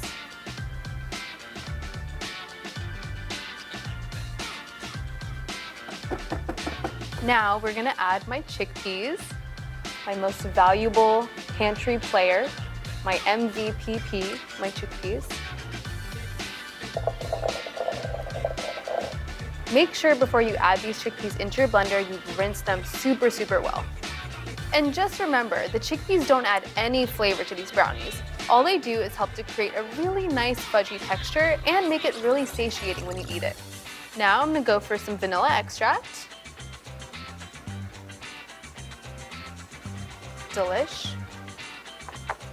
To sweeten these chickpea brownies up, I'm gonna use some coconut sugar. Beautiful. Now for my flour in these brownies, I'm not actually using a bunch of it at all. I'm gonna use some almond flour. It's kind of dense, it's delicious. It's also gonna help create a nice and fudgy brownie. What I like about almond flour is that it's just almonds, right? So that creates some really good texture and also a really nice nutty finish. Okay, we've got to have a little bit of cocoa powder. I'm using unsweetened cocoa powder here. This is really important. We don't want anything added to our cocoa powder. We want it to be pure. And we're already adding sugar to our brownie, so no need to buy a sweetened cocoa powder. To help everything blend, I'm gonna add some almond milk now and a little bit later too.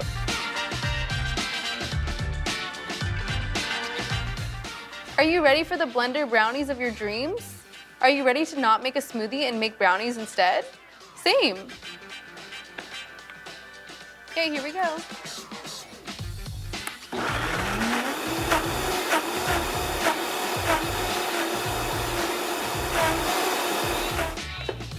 Perfection, perfection. I'm gonna scrape the sides down, give it another little blend. You want it to be super, super smooth. You literally never know there are chickpeas in here. It's actually kind of scary.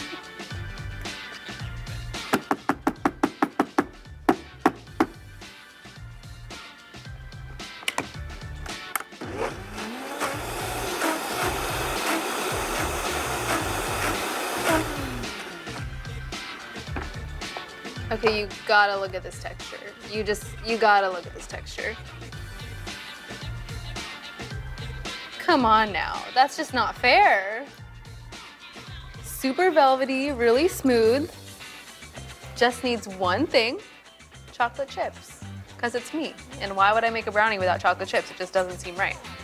Make sure you remove this from the blender before you add your chocolate chips so you don't blend up some chocolate chips into the air. No, that is not speaking from personal experience.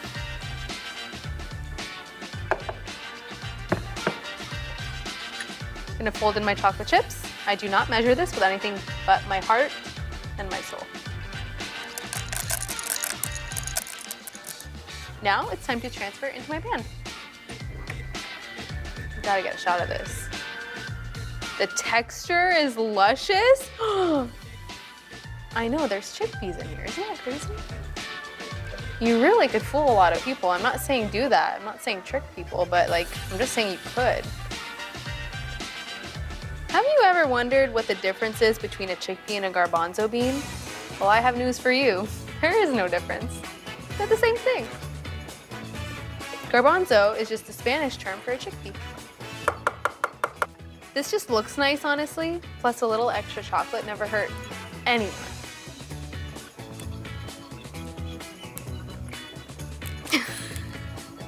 I gave up. Okay, we are ready for the oven.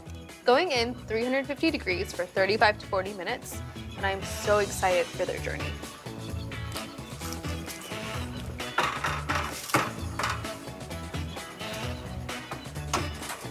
My pride and joy, my chickpea brownies. I've let them cool for 25 minutes. This is important because it lets them firm up.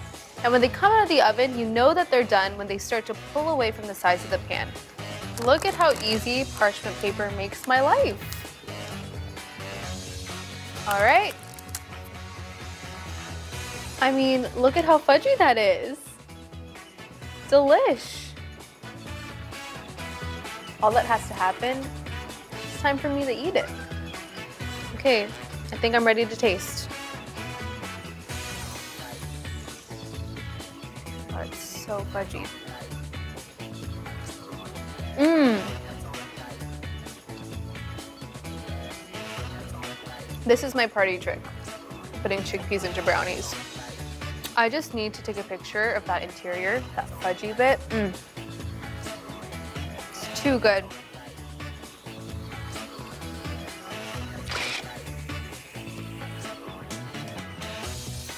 It is crazy how you can't taste the chickpeas. They just add to that really nice fudgy texture. We've got some rich chocolate, so they taste super decadent, but they're also super satiating. And so fudgy, melt in your mouth. The extra chocolate chips, nobody's mad about that. I'm not mad about it. I hope this inspired you to use chickpeas in new and fun, unique ways, even baking them into brownies. Now you know why they're so versatile, and also why they're the legume love of my life.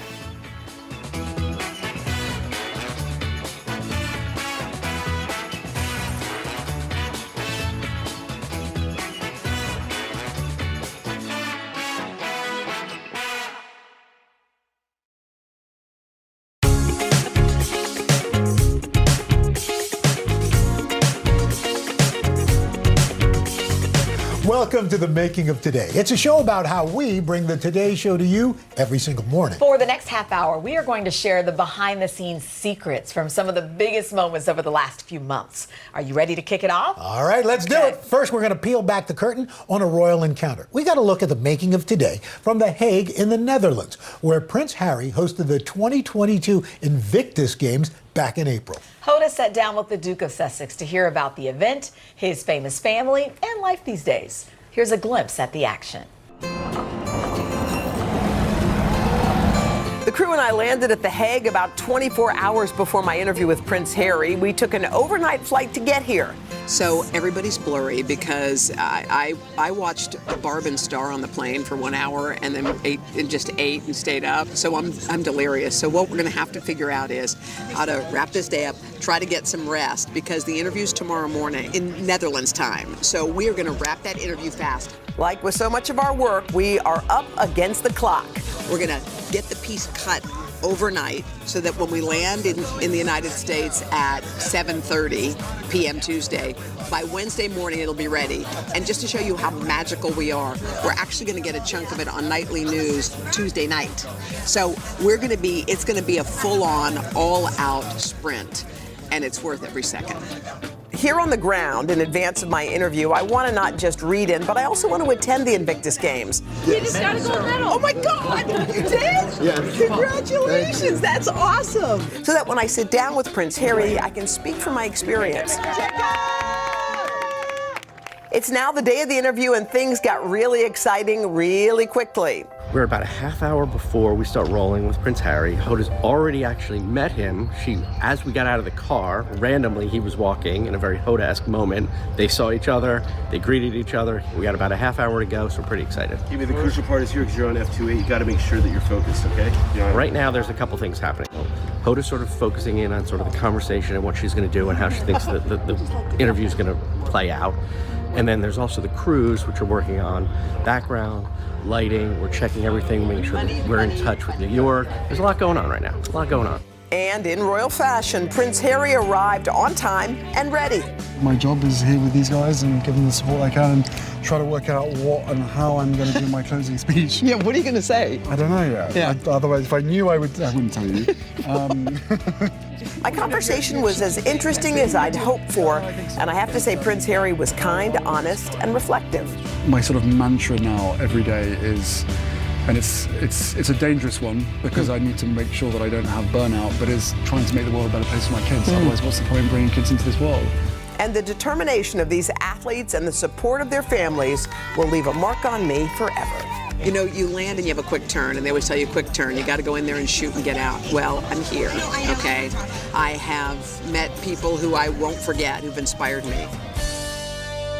Now, from one famous Harry to another, music superstar Harry Styles joined us on the plaza for a huge concert with tons of fans. And our crew didn't let the rain get in the way of this big day. Here's how our team made it happen. Another rainy day in New York. I know, with Harry.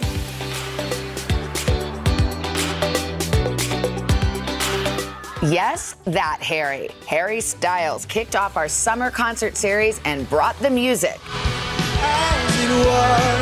The fans. We love you, Harry! And an early morning for our Today Show family. It is about 1:45 a.m. It's 3:20. We got here at 3 a.m. Pouring rain. Producers Katie Ryan and Kevin Chattel have been planning this concert for weeks. When we found out it was Harry Styles, we both raised our hands immediately and we were like, please let us take this on. Katie's been around longer than I have, so she knows the ropes and I can lean on her. But the one drizzle on the plan, waking up to rain. The most challenging part of this concert, seeing the crew working harder than I've ever seen before. Sweeping water off the stage just constantly. Everyone's running around looking for towels, trying to clean up everything. It is a lot to manage. Our production designer, Ed Helbig, created the stage. We adjusted on the fly about a day and a half ago to bring in a stage with a roof.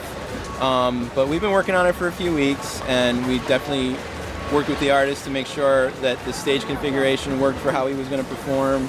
Ed and his team arrived 24 hours before the concert. It's really miraculous to see it all come together in such a short amount of time. Harry's fans lined up hours before the big show. I have to hold this the entire time? No, you are not going to hold that the entire time. That's not happening. Our team facilitated over 6,000 fans, one of our largest concerts ever. We worked with our security and the NYPD to make sure that everything was ready for load-in for our audience members. It's 5:40 a.m. We're loading the guests in. Everyone's so excited. You can see these barricades too. These are like the industrial barricades to keep everyone safe. With the fans loaded in, now it's time for Harry's rehearsal.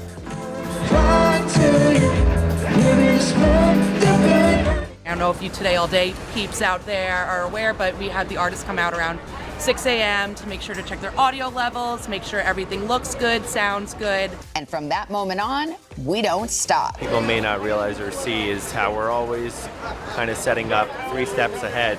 So while something's happening, while Harry might be performing one song, we're setting up what's going to happen after the next commercial break and making sure the anchors that are part of the next segment are where they're supposed to be. During a concert, he can find most of us on the plaza, dancing and singing along. And in my case, twinning with Harry. Our team delivering the best show, making memories along the way. How do you feel? Relieved. Until we do it again all summer long. And big props to our crew who had to set up and break down with all that rain. Yes. We love Summer on the Plaza. And up next, Today on the Road, how our third hour kicked off the best summer ever in South Carolina. And Hoda and Jenna's big trip to the Big Easy. We'll be right back.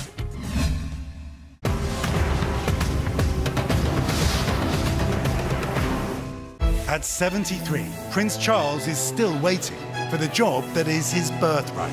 Do we want Charles? Do we want a monarchy? I'm Keir Simmons, and we'll take on these questions and more in our new podcast, Born to Rule. Listen now. Women's basketball has been systematically held back. After 49 years of Title IX, we still have work to do. In Their Court, a podcast from NBC News and NBC Sports that goes inside the issues of inequality in women's sports. Listen now.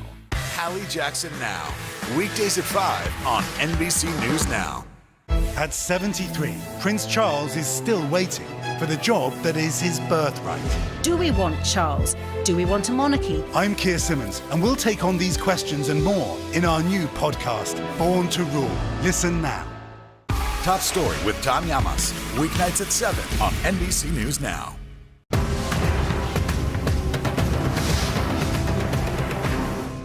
At 73, Prince Charles is still waiting for the job that is his birthright.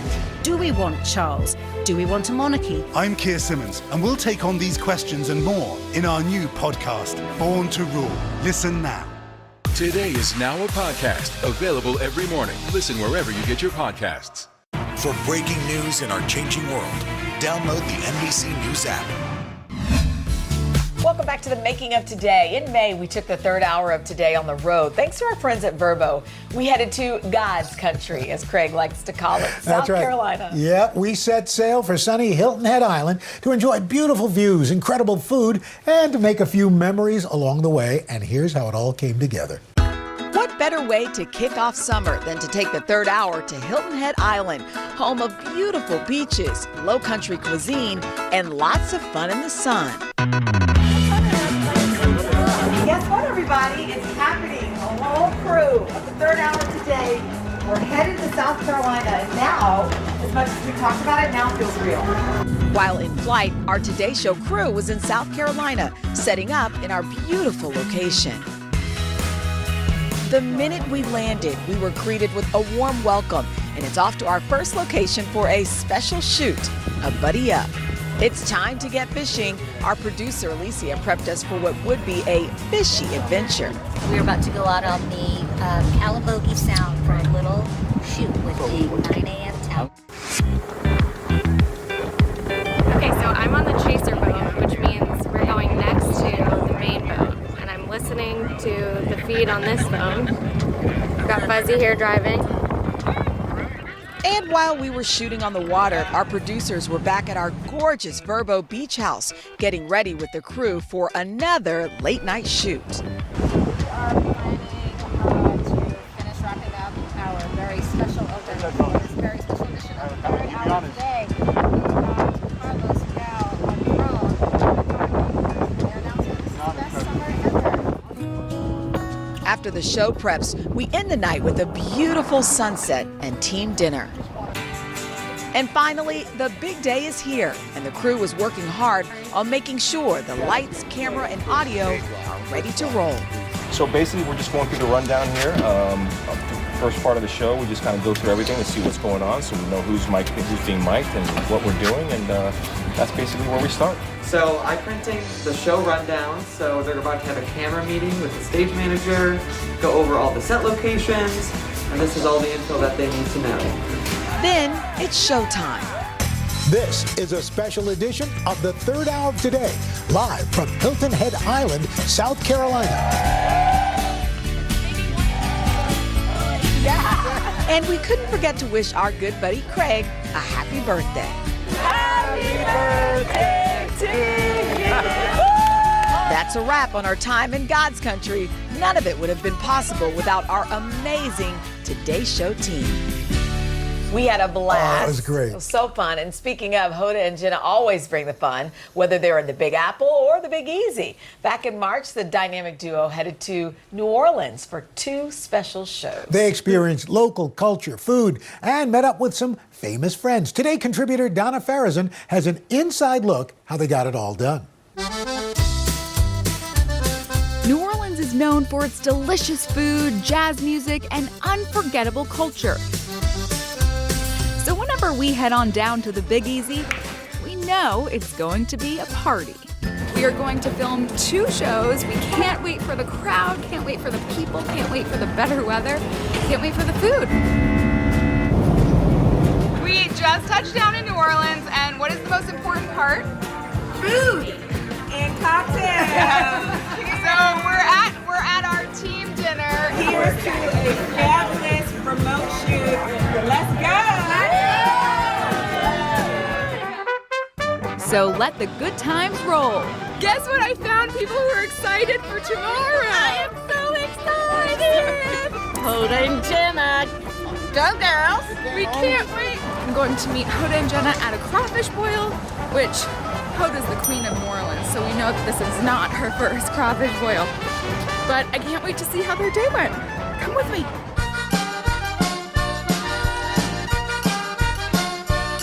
It was all New Orleans. Like we were just inundated with everything New Orleans. Art, music, culture, food, poetry, drink, food, nice people, drinks. Wait, look at my shirt. Nola is my happy place. The person behind a lot of it, Amanda. How did it go?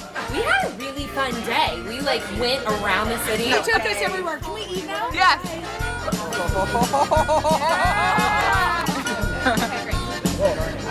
A successful crawfish boil. We had one of the busiest yet best 2 days working on this piece ever. You cannot have fun in New Orleans. Even when you're stressed, you're having fun. Now we're dabbing it. Oh, yeah. From food time to show time.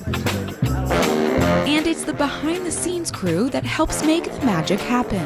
We'll go on the truck and we'll just give you a quick tour. You're on camera. I'm Donna. It's like a cockpit. You're on camera. Big crowd here in Jackson Square. And we're live. And with the band in full swing, the ladies went marching in. How do you think it's going? Amazing. The crowd is so great. Very honored to show up. That's why the crowd's going crazy.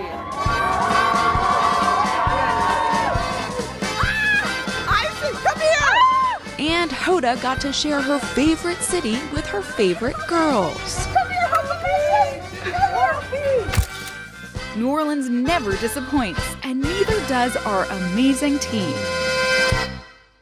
We love a good trip. Absolutely. All right, and stick around because we'll be headed to our DC studio where our Saturday crew takes the helm. We'll be right back. We're here to start conversations about the big things happening in our world because it's not my job to tell you what to think. My job is to think about what you tell me. Now Tonight with Joshua Johnson, streaming weeknights at 8 on NBC News Now. Top Story with Tom Llamas, weeknights at 7 on NBC News Now. Hallie Jackson Now, weekdays at 5 on NBC News Now. Let's go.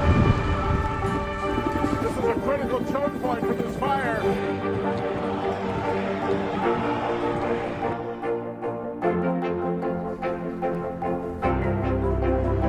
And good evening from New Orleans. Nice to really spend some time with you. Appreciate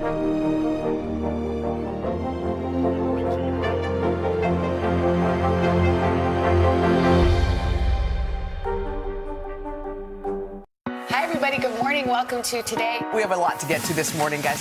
Did you feel phone? About the time I stopped the plane, that's when it hit me. One of the biggest names in music. Give it up for Harry Styles. At 73, Prince Charles is still waiting for the job that is his birthright. Do we want Charles? Do we want a monarchy? I'm Keir Simmons, and we'll take on these questions and more in our new podcast, Born to Rule. Listen now. Hallie Jackson Now. Weekdays at 5 on NBC News Now. Women's basketball has been systematically held back.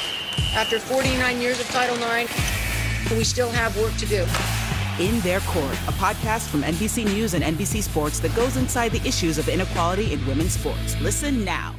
These days, it feels like the news never stops. So let's get into it. What's happening right now, what it all means for you for an hour every day. It can be hard to keep up, so let's get started together. Hallie Jackson Now. Weekdays at 5 on NBC News Now. During the week, we're here in Studio 1A, but on Saturdays, we pass the baton to our team in D.C. with our chief White House correspondents and Weekend Today co-anchors, Peter Alexander and Kristen Welker. Here's a look inside the Saturday Today operations, waking up your weekends from our nation's capital. All right, so it's 4:20 in the morning. It's about 4:30 in the morning. This is the part of the day that hurts.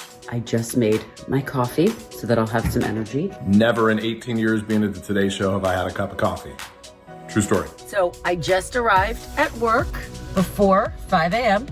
and I have 3 minutes to make it upstairs before our editorial call. By 5 a.m., it's time for our first call to go over the show. Hey, Katie and Peter. Good Morning, guys. So, Katie, what do we have today? So we're going to open up with Samara doing a weather hit, breakout weather hit on the heat. Kristen McBag, and Peter to Jesse Kirsch, and you say goodbye, and that's it. While Kristen and I get ready, the control room here is buzzing. Where is everybody? Actually, while we're here in D.C., our control room team is in New York in 1A with their own morning routine. Morning coffee. By 6 a.m., we're finalizing scripts. Formula Fears. Formula Fears, good. And last looks. Was this on purpose? Or matching? It was a little bit on purpose. I think the blue is working. 3, 2, 21. Go time is showtime, baby. Joining on Saturdays, Samara Theodore and our friend Joe Fryer. Let's talk pocket square, more importantly. Pocket square? Yes. Strong. You want some real behind-the-scenes stuff I do. here? This is my secret thing. So if you have a little thing like this. Saturday Night Live, only 2 episodes of the sketch show remain this season. The studio is constantly changing. 6. What's my motivation? 4. 3. Eurovision. 2. Well, the wildly popular Eurovision Song Contest will crown. That purple disco club is just one look we can do. Let's show you around our DC studio. This is the centerpiece, our studio, N5, which we love. Take a look around. We'll spin James behind the camera. Spin us around. Take a look.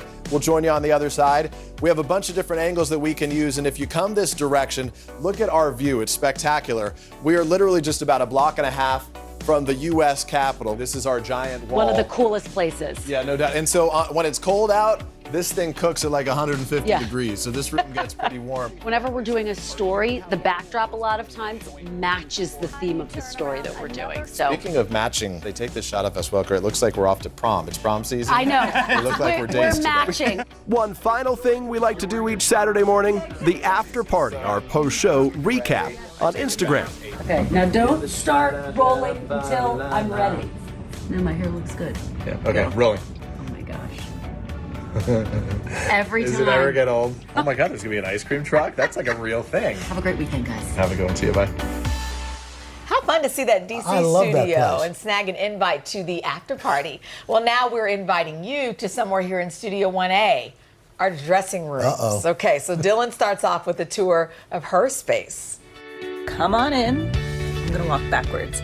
It is very messy, but there's not much room. Got all my outfits here, my summer clothes.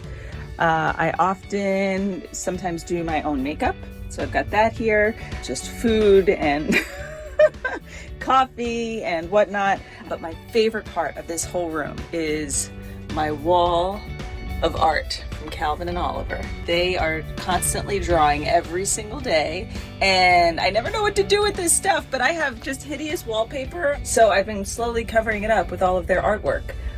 The masterpieces, I think. So that's my dressing room.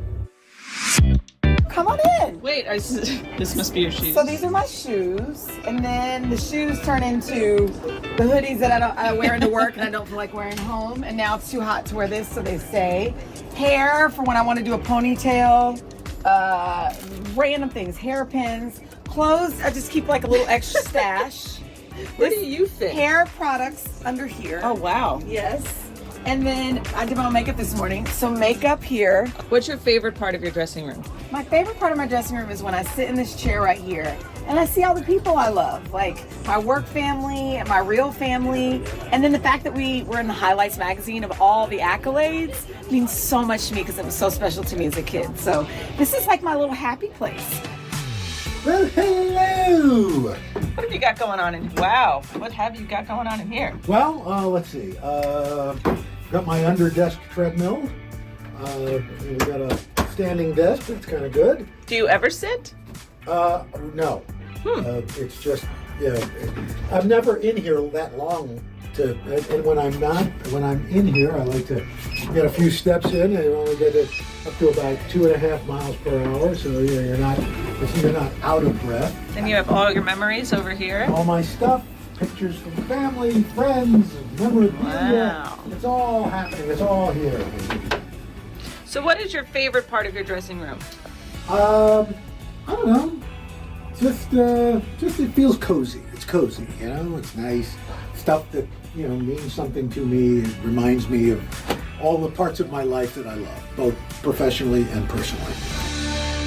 We each clearly have our own personal touches in our dressing rooms. Al's, yours is clearly the nicest. No, it smells the nicest. It is nice, but our next stop needs more than a little tidying up. We're heading across the pond to show you how our crew put together a fascinating feature story. Just outside of Manchester, England, Molly Hunter met American producer and actor Hopwood Dupree. Now, he's traded Hollywood for his ancestral home, and he's just written a book about it called Downton Shabby.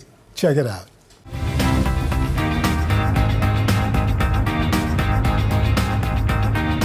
So we just got into Manchester train station. I got up at 5:30 in the morning, got on a 6:30 train, 2 hours up to Manchester, and now we're gonna hop in a taxi, and it'll be about another 40 minutes to our destination, which is Hopwood Hall.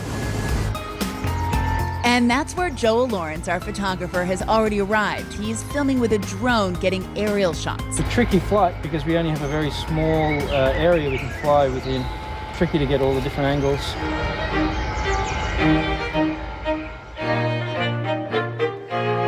Hi. Hello. I'm Molly. Hi, Hopwood. Nice to meet you. What a place. Welcome to Hopwood Hall. I see some broken windows. Yes. Don't look at the broken ones. Just look at the fixed ones. We have hundreds and hundreds of broken windows. Hopwood takes us on a tour of Hopwood Hall, the place he has dubbed Downton Shabby. So this is the morning room. Hopwood was just telling us this is where the family would have come for breakfast, for coffee, for papers. Woo! Careful. You can see all the original floorboards have been torn up. A little bit dangerous to walk around. That's why we're wearing the hard hats so nothing falls on. Let's keep going. Now I'm going to take you into the oldest room in the house, 1420. Oh, look at that woodwork. Just look at how much time and energy would have gone into this. Each individual piece, and the little flowers and all the little leaves and everything. This was to make this room special. To what was once one of the more spectacular rooms in the house. So this is the long gallery corridor. This is what would have welcomed guests. It was meant to be impressive and have high ceilings and very ornate ceilings. And with Joel leading the way, we even discover portions of the house Hopwood hasn't set foot in. I don't even know what's in here. I've never even been in this. I don't even know what this is. You've never been in here? I've never even seen this before. The next hurdle, a doorknob. Yeah, this is how we get around here. Okay. Yep. Perfect. Yeah, okay. Well, at least this one opens. And on our way to another surprise. We pulled this wood out and realized that there was a groove in here. And then we realized there's a little keyhole and we realized this is a secret passageway. To where? It's locked though. I think this is where the gold is hidden. Is there gold? We never found gold, but despite that, back in the garden, Hopwood explains why he's committed to saving this house. I thought, if somebody calls me in 5 or 10 years and says, Hopwood Hall was lost, it's gone, how would I feel? And I thought, I would feel terrible. So that's what inspired me to get involved. 9 years later. 9 years later, here I am. Here you are. Still trying to clean up dry rot. Hopwood told Molly he hopes in about 3 to 5 years this could be a cultural center or host big events. I think 3 to 5 years might be a little generous. It's going to be a lot of work. Thanks so much for that, Molly. Well, up next, we're going to answer some questions from you, our viewers. We'll be right back. Hallie Jackson Now. Weekdays at 5 on NBC News Now. What would you like to see from the federal government to keep Buffalo safe? If there is legislation brought to you to ban contraception, would you sign it? What should be focused on that could reduce inflation and avoid a recession? If it's Sunday, it's Meet the Press. Now Tonight with Joshua Johnson. Streaming weeknights at 8 on NBC News Now. Let's go. This is a critical choke point for this fire.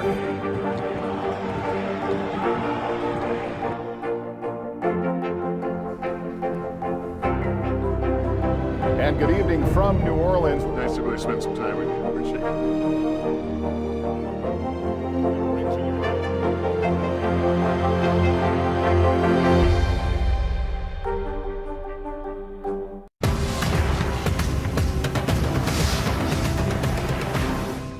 At 73, Prince Charles is still waiting for the job that is his birthright.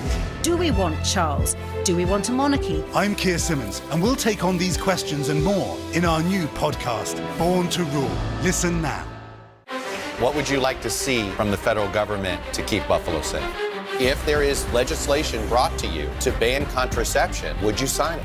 What should be focused on that could reduce inflation and avoid a recession? If it's Sunday, it's Meet the Press. Welcome back. We do this show for our viewers, so we want to take some time to answer some of the questions from our Plaza fans.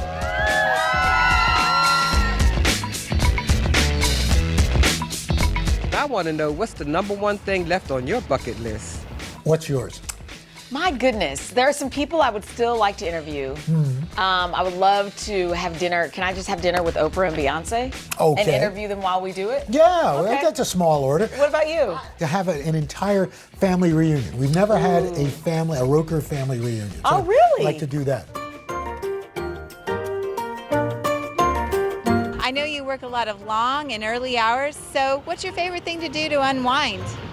Do nothing. I'll take the Calm app, close my eyes, and just relax. You know, we've got a pontoon boat on a lake, and I love to just kind of get out there, drop the anchor, crack open a box of rosé, and call it a day. Sounds like a plan.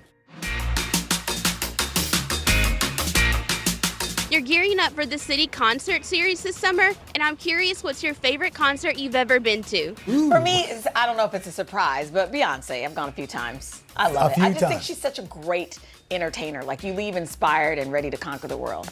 I remember at 13, I went to go see Little Stevie Wonder at the Apollo, and he was performing with Sam and Dave. Wow. And I've seen a lot of great concerts since then. That, and it was tied with my other concert that I saw the same year, Soupy Sales. Soupy Sales You know, and Hey, Stevie do the Wonder. mouth, yeah. Yes. Yeah, it's a broad. There's a lot going on in Yeah, there. a lot happening. Well, I hope you had a good time, and we want to thank you for joining us, and hope you'll come back. But until next time, we'll see you then. Bye-bye.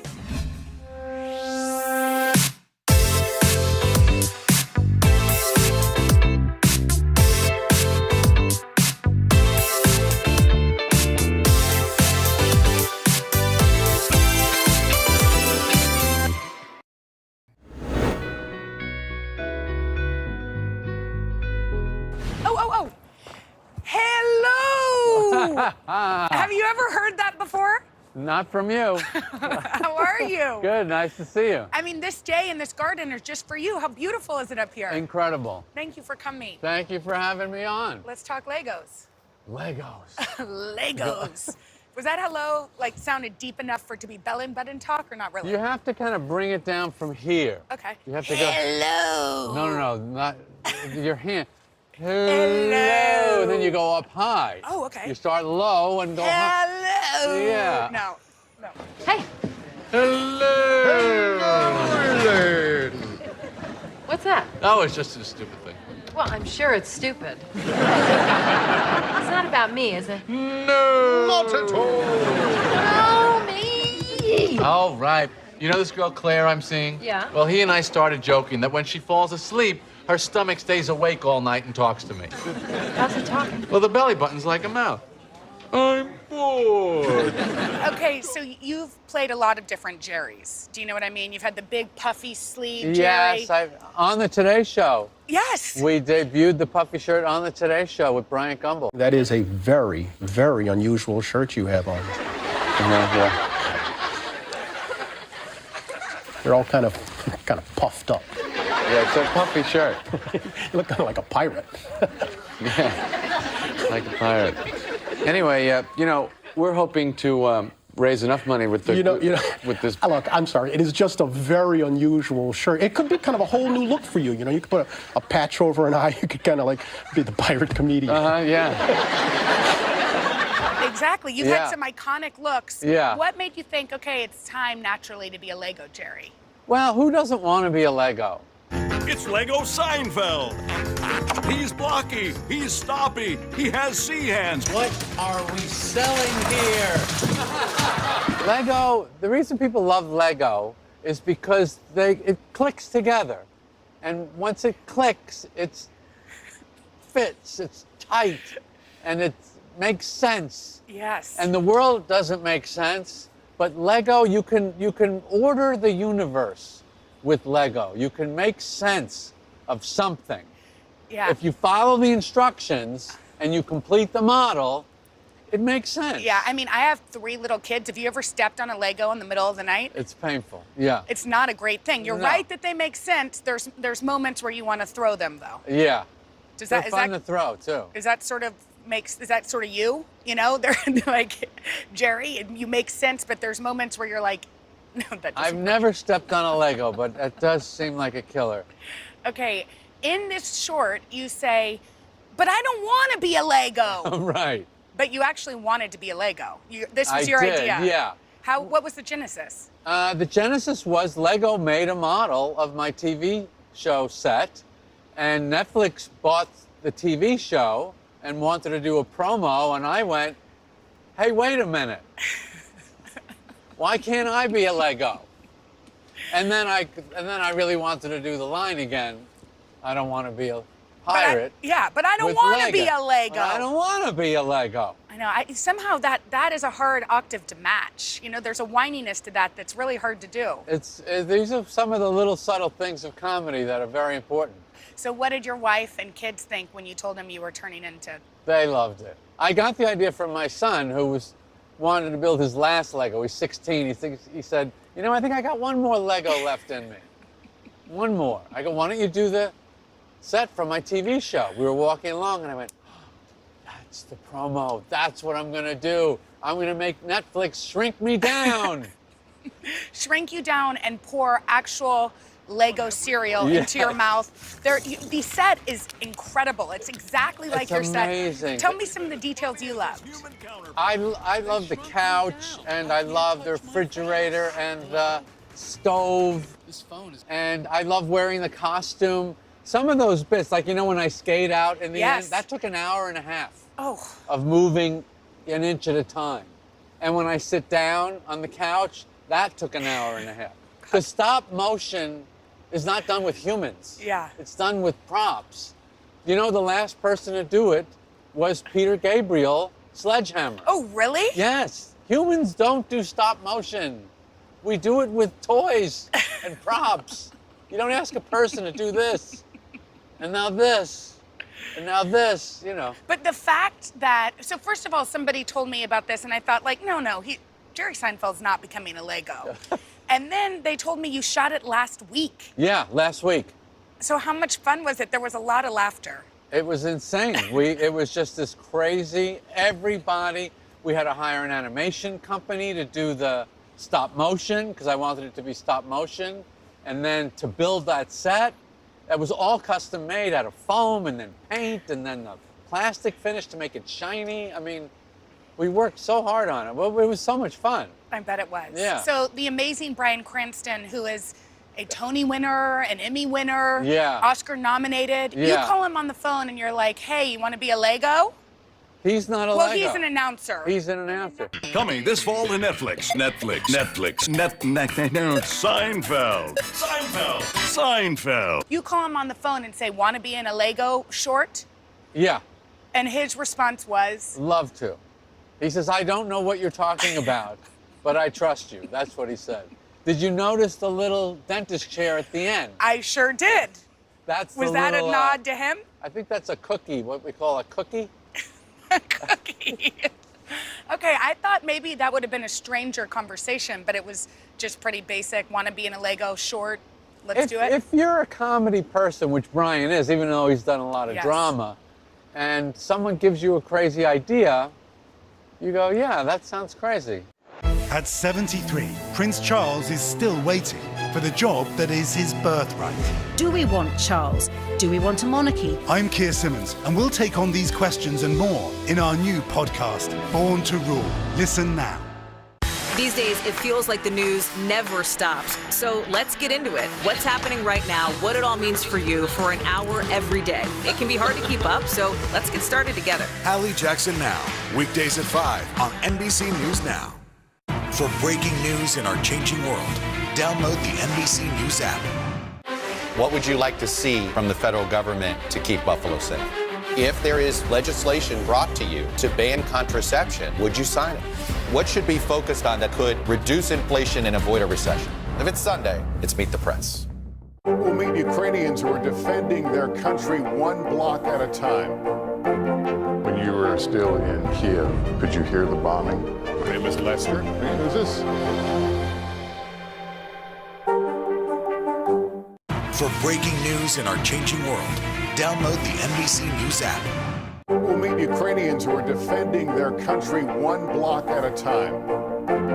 When you were still in Kiev, could you hear the bombing? My name is Lester. Who's this? For breaking news in our changing world, download the NBC News app. So the last couple years, people have been at home on their couches. Right. Is there like a lot of creativity spurring up in you? Is that why things like this are happening or not really? Maybe. I didn't think about that, but maybe. I personally have feel like I really need to have some fun. I really need to make fun things for people. Yeah. That's why I wanted to do this. I go, this is just fun and silly. And I don't see enough of that. Yeah. I like that. It will make people laugh for Yeah. sure. So Netflix has picked up all of these episodes. Yes. Do you think the world's ready? I don't know. They weren't when we started back in '89, that's for sure. It took a number of years before people said, what are they talking about? How do they talk? I know, that's kind of interesting. So it didn't catch on right away? No, it took 4 years. The first 4 years of the show, it was poorly received, very poorly received. That's forgotten now. Yeah. Yeah. And so how did you all have the patience just to wait it through? Well, in those days, on television, if you got a good demo, the advertisers wanted to be on your show. So even though we were not good, we got a certain audience that was buying like BMWs. So that kept us on the air. Tell me about being a Lego, transforming. It did not look comfortable, I have to tell you. It was okay. I was fine with it. I just wanted to be it so bad. I wanted to be in the toy. Seems like, you know, So if you bought that toy, yeah, and you could get me shrunk Yes. down in it. Wouldn't that be the ultimate? I'd be very into having you as a Lego, but I have to tell you, I was worried about you because it looked like there was a little bit of a wedgie in this area. Yeah. There's lots of just between you and me. Was there a little wedgie? A lot of issues below the waist. It looks like it. Yeah. I mean that round area. You know what I mean? Okay. I loved Netflix's press release. It was brilliant. Did you read it? The new show thing? Yeah. Yeah. It said Netflix will launch 180 episodes of a situational comedy called Seinfeld, created by rising New York comedian Jerry Seinfeld and Larry David, who wrote for Saturday Night Live for a single season. That's right. So how did you feel about, the fact that they would take a chance on a young New Yorker just like you? Did that feel good? Yeah. Yeah. And to make that many shows, not knowing if anyone was going to like it. It was quite a gamble. It really was. Thank you, Netflix. Yeah. Sitting here with this beautiful view in Rockefeller Center, New York's been through a lot. Yes. You wrote a really beautiful article that I feel like everybody posted online. What does it feel like to be here on this day, beautiful fall day in a city that you love so much? I am humbly proud of that I stuck up for my town. Yeah. I just love this town. Yeah. And, I know, I grew up all around here, so you know the people, you know what they're made of. You're not getting rid of this. There is nothing like this anywhere in the world. There's a resilience. To Yes, it, yes. Right? And on a day like this, there's nowhere better to be. No, it has New York on a beautiful day is really magical. It really is. Yeah. Okay, I'm just wondering, as a Lego, could Elaine do her dance? Like, what would that look like? There'd be a lot of clicking and clacking. Kind of like in the knee area? Yeah, some of the plastic might crack. Now, does a Lego have a belly button? No, So, just shirt buttons. How would you talk from your belly button? That'd be a really hard thing. Well, we're not going to do the whole series. I have to tell you the truth. It was really just a joke. Oh, you're not I thought you were doing the whole series as a Lego. Yeah, that's kind of the way it looks, but no, we couldn't do it. Too expensive, right? Yeah. These days. Top Story with Tom Llamas, weeknights at 7 on NBC News Now. We're here to start conversations about the big things happening in our world, because it's not my job to tell you what to think. My job is to think about what you tell me. Now Tonight with Joshua Johnson, streaming weeknights at 8 on NBC News Now. From Brooklyn, we're next to the subway station. The state's reservoirs are alarmingly low. War will pass them by.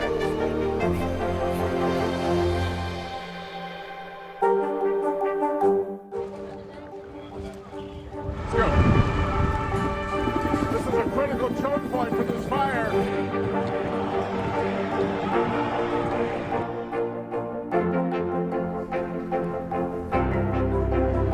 And good evening from New Orleans. Nice to really spend some time with you. Appreciate it.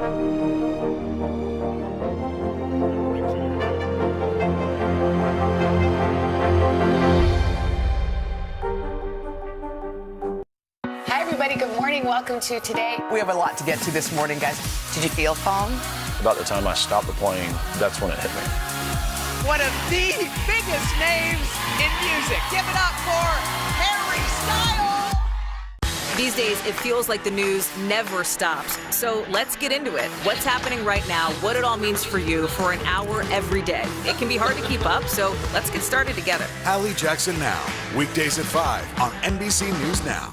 Sometimes the news can be difficult and overwhelming for kids to understand. Ukraine and Russia. Could you help me understand what's going on? So to help make sense of it, we've created a newscast just for them. We hope your family will watch Nightly News Kids Edition.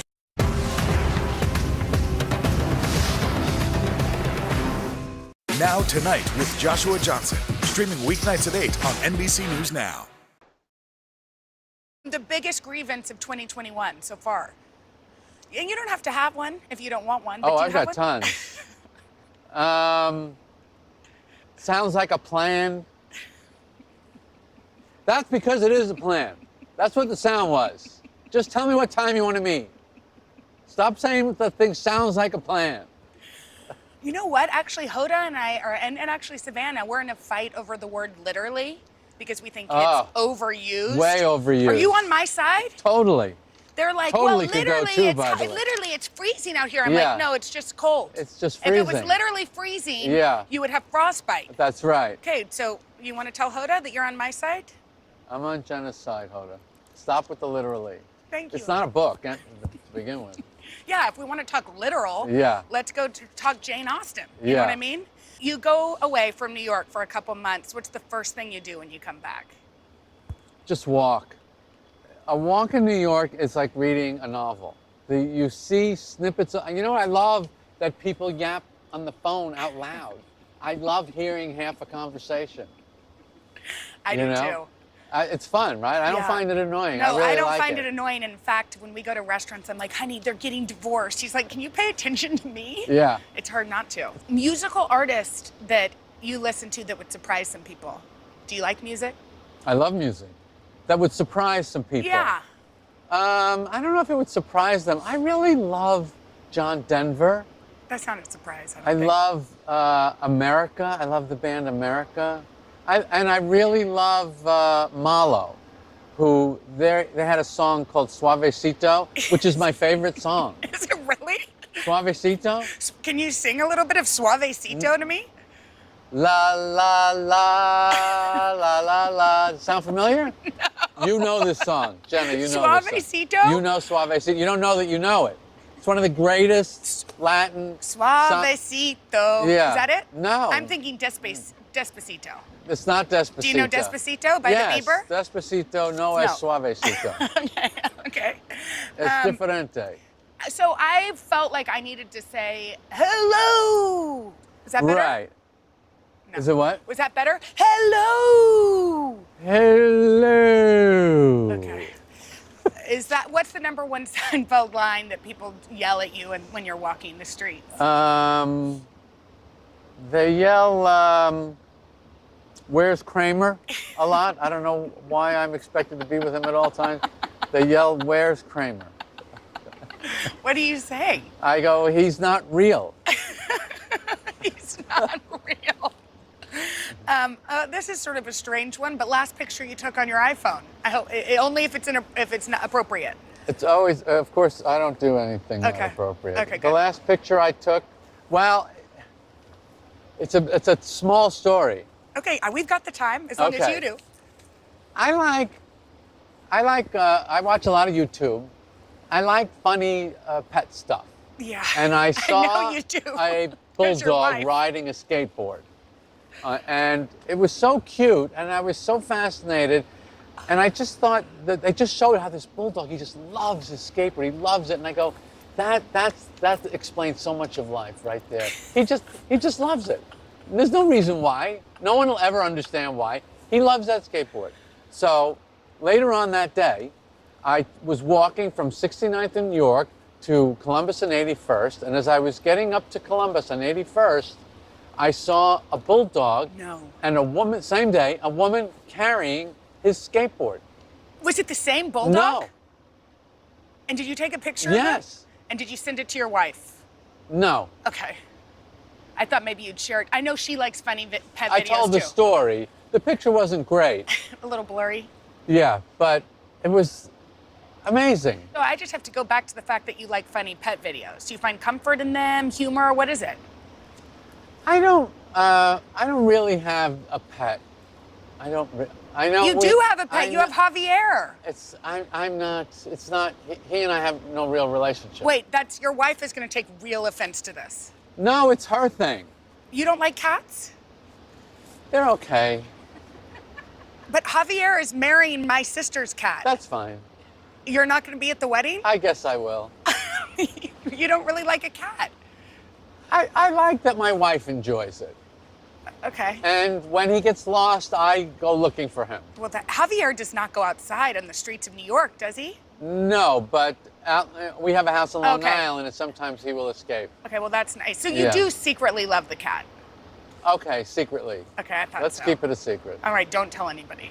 Now Tonight with Joshua Johnson, streaming weeknights at 8 on NBC News Now.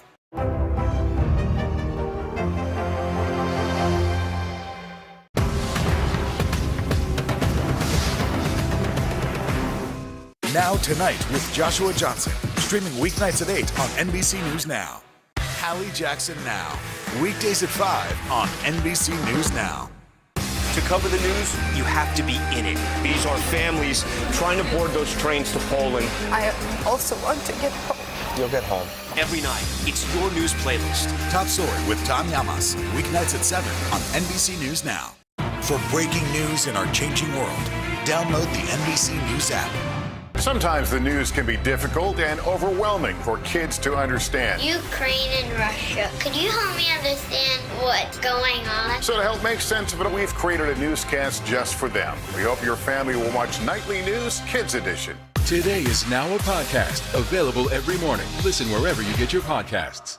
These days, it feels like the news never stops. So let's get into it. What's happening right now, what it all means for you for an hour every day. It can be hard to keep up, so let's get started together. Hallie Jackson Now, weekdays at 5 on NBC News Now. Now Tonight with Joshua Johnson, streaming weeknights at 8 on NBC News Now.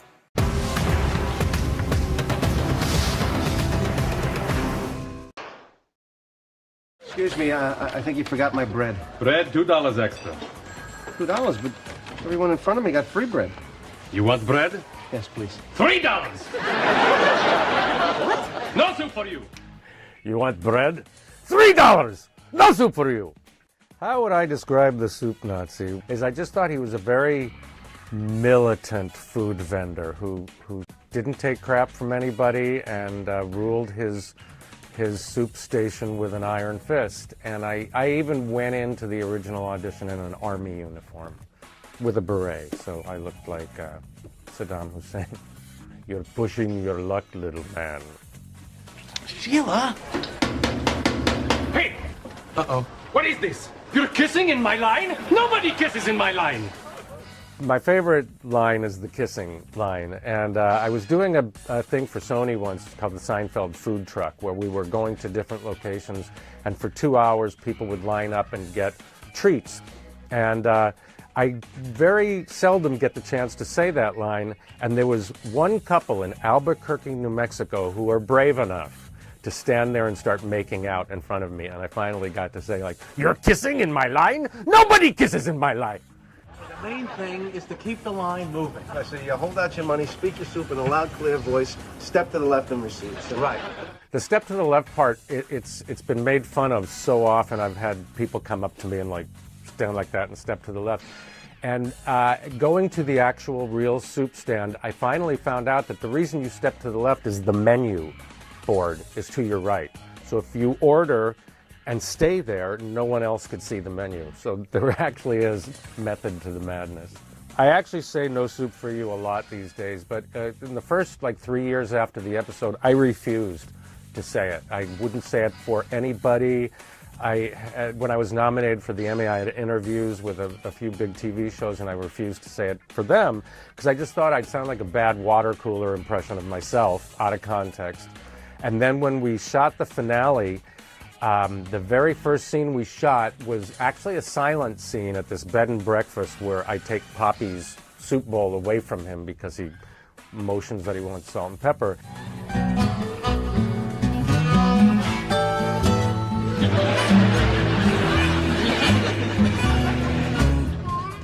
And Jerry and Larry David decided that I should say "No Soup for You" out loud, even though you weren't going to hear it in the show, which absolutely terrorized me. But I said it, and as we walked away from that scene, Larry David walked over to me. He goes, "Hey man, you say it the same way you said it 3 years ago." So ever since then, it's like a knee-jerk. There was a lady named Marcia who was in the extra pool, and they had built the soup stand a little longer than they planned, so for me to go to the cash register and back to serve the soup was killing the timing of the lines. It was just taking too long. So they called this girl out from the extra pool because she looked like she would be working in my stand, and her name was Marcia, and she, at a moment's notice, did that thing where she pulls the bag away from George and hands him the money back. It actually got more laughs than anything I did. And to this day, when I see that scene over and over again, I laugh at her timing. The guy who runs the place is a little temperamental, especially about the ordering procedure. He's secretly referred to as the soup Nazi. Working with that cast was just amazing. Jason Alexander was calling me La, which is the New York shortening of Larry. There's Lawrence, Larry, La, but that's New York. And he was calling me that within about an hour of me being on the set. Julia was incredible because if I made her laugh, she would totally break up and she'd grab my hand and go, "You're so funny." So they were so welcoming. But the most amazing story to me is Jerry himself, because I've dealt with a lot of producers and directors in the world of theater, TV, film, everything. I've done some directing myself, and I know what that's like. But I've never worked with a director and producer who had less ego than Jerry Seinfeld. Medium crab bisque. When I did the callback, I did the 6 scenes that the Soup Nazi has, and he laughed a lot. It was great. He was laughing too much, actually. And then he had me do it again, and he said, I don't understand why the character is so mean. Could you, kind of do it again and give it some of this, be a little nicer sometimes, which I did horribly. I don't think he laughed once. And I thought for sure that was, the death nail about the character. I wasn't going to get it. But I did get it. And as soon as I walked onto the soundstage, Jerry beelined over to me and he said, "You know what, man? Forget about the direction I gave you. Just do what you did when you walked in. The meaner, the funnier, I guess." And I was just astounded by his lack of wanting to be right, which almost every other director and producer has. I could go a long time without being recognized, but every once in a while, somebody will say to me, "Has anybody ever told you you look like the Soup Nazi from Seinfeld?" And depending on if I have time to talk about it, because sometimes I'm in a rush or something, so I'll just say "Yeah, I get that a lot." And other times, I get to go "Yeah, I was him."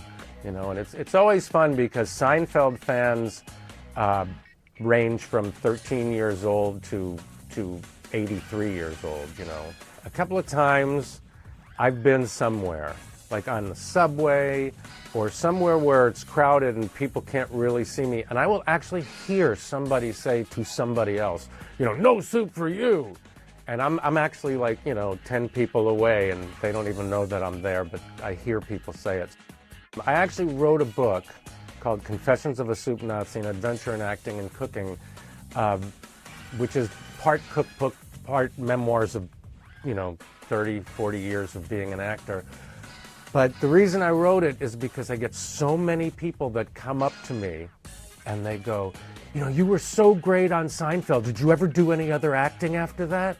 So, but I get all kinds of stuff. I get people that think I'm really Al Yeganay, and that's, I was at your soup stand. I visited New York and I was at your soup stand and, it was closed. When do you plan on reopening? And I have so much fun with going I'm an actor. It's not my soup stand. It's, The funniest thing about how my life has changed after Seinfeld is I had no idea that the life I had was gone forever. Not a moment goes by in my life where it doesn't have something to do with having been the Soup Nazi. Really, an hour goes by and something happens where that takes over my life again. So it's a whole new existence. Where do I think the Soup Nazi would be now? Well, then I have to pitch my idea for a spin-off because, see, I see a food court in Manhattan where the Soup Nazi, Babu, and Poppy are all in a row with their respective little stands, and Jackie Childs comes in there every day for lunch, and we vie for his business, of course. Whatever the storylines are about, or whatever actually the events that happen in every episode, it really boils down to the way people treat each other. They didn't treat people very well. You got to admit that. I know people loved, Jerry, George, Elaine, and Kramer, but they were horrible. They treated people badly, and they always got their comeuppance for treating people badly. So I guess in the end, that's such a generational and universal, never-ending idea is you treat people a certain way and you get back the way, it's like the golden rule. You know, you get back what you give. And that's really what the show is about.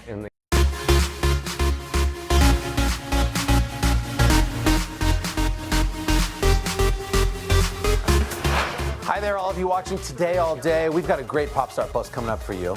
Coming up, the hilarious and super talented Amber Ruffin joins our What I Watch series, sharing the show that perfectly depicts her childhood. Plus, on the way in our My Pet Tale, our friend Judy Greer tells us about her great love for her dog. And then later, we're diving into some beloved shows, Sabrina the Teenage Witch and Gilmore Girls, so fans get ready. All of that is just ahead, but first, let's see what we have up on Pop Star Plus. Amber Ruffin joined us for our What I Watch series. The comedian and actor who hosts her own talk show, The Amber Ruffin Show, it's very funny, was kind enough to tell us all about the long list of shows that she cannot stop watching. What I watch when I can't fall asleep is not a good question for me. I can always fall asleep. TV cannot help me. I'm great at sleeping. If America was in the Olympics for sleeping, I would represent our country and I would bring home the gold. I'm good at sleeping. What I watch when it's late at night, I like to watch every late night show. Every late night show there's ever been, I love to watch it. I love to watch the old late night shows. I love to watch it now. Only because when I was watching it, I never thought I would have a late night show. But when you have one and you watch it, it's different. That was great. You know what else is great? Finally making this show for you all. When I was preparing for this season of The Amber Ruffin Show, I watched, I watched some Carol Burnett. I did. I watched some Dick Cavett. I watched some of those old, variety shows. And it was very clear how little you needed. It was just people goofing around. And I was like, oh, what a relief. Like those cool things we remember. We're just people goofing around. And that's a torch I'm willing to carry to this day. What do I watch? I like to, when it's late, I do like to catch up. So when I'm catching up on my favorite shows. And my favorite shows are Queens. I watched every last episode in real time. And I can't just be allotting time from 8 to 9 at night. I still have work to do. And then Abbott Elementary. Hey, yo! What it do, baby boobs? What y'all think about this little film crew I brought in here? Distracting, makes our jobs harder. But exciting. We about to be on TV. Because they are covering underfunded, poorly managed public schools in America. No press is bad press, Barb. Look at Mel Gibson. Still thriving. Abbott Elementary is great. It is just very character-driven. But I do think that Abbott Elementary found some very fun characters and leaned into them. And even though they're big characters, you haven't seen them before. They found a new take on, the bully and a new take on the nerd. It's all so fresh. It's great. And Quinta is the best. What I watch when I need comfort food is the same thing everyone watches when they need comfort food. And that's Ted Lasso. It's the most comforting show on planet Earth. It's just as good as everybody says. But the people who love Ted Lasso might not know that they also love Joe Pera's show, Joe Pera Talks With You. It is this very gentle comedian, and he just is living in, I think, Wisconsin, and, being his gentle self and, whittling wood and stuff. And along those same lines, John Wilson, How To with John Wilson, is also a very comforting show where, not a lot happens, but it stays interesting, and then afterwards you feel a little happier. Those are the 3 shows. What I watch that might surprise people is, it shouldn't, but it always does, is Grey's Anatomy. Man, I've been watching Grey's Anatomy since the very beginning. It probably started, I don't know, at this point, 12, 18 years ago. It's a million years old. What I watch that reminds me of my childhood, I don't have an answer to this question. But what I don't watch that reminds me of my childhood is Pen 15. Pen 15 is that show about those 2 very nerdy nerds going through high school or junior high. But it was so exactly what it was like to be made fun of in school that it was, and I was made fun of like no one's business. I just couldn't watch it. There were these boys in our grade who were not kind to. Look, I need you to beat them up, Yeah. Gigi. Like, it just needs to happen. Why should I? See, like I told you, he wouldn't care. This is literally like the worst day of my life, and he'll probably call me you just too. I tried. I tried, and it was hilarious, but it just felt, it was too soon. It was too soon. It's too terrible. Too accurate a depiction. Could not watch it. Never will. Great show. I'll never see it. What I watch that I'm obsessed with right now, The Eyes of Tammy Faye. That was so good. I mean, also, I remember each one of those moments, but it was great. And then I kept forgetting that it was Jessica Chastain. She did such a good job. And Andrew Garfield, I was like, how are they doing this? It was a great movie. The Eyes of Tammy Faye. When I want to laugh, I guess I watch Saturday Night Live. A huge Saturday Night Live guy. Times a million, I love it. I've always loved it. And I'm not one of those freaking turds who's like, it used to be. SNL is good today. It was good yesterday. It was good when I was 8. It'll be good in 8 more years. It'll always be good. SNL is always good. Oh, I love Amber. It's so interesting, too, to hear about the late night shows that Amber loved before landing her own. All right, thanks to Amber for swinging by and hanging with us. We appreciate it. Coming up next, Judy Greer opens up about her dog, Mary, and how Mary's changed her life. At 73, Prince Charles is still waiting for the job that is his birthright. Do we want Charles? Do we want a monarchy? I'm Keir Simmons, and we'll take on these questions and more in our new podcast, Born to Rule. Listen now.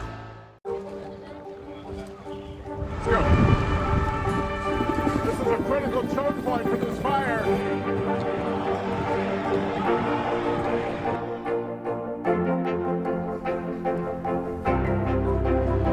And good evening from New Orleans. Nice to really spend some time with you. Appreciate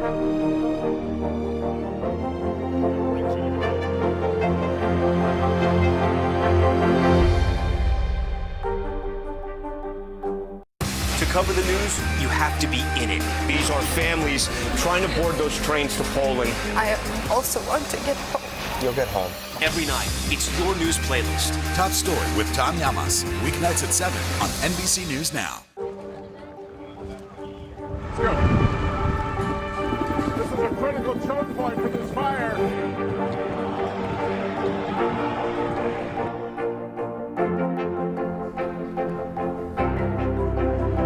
And good evening from New Orleans. Nice to really spend some time with you. Appreciate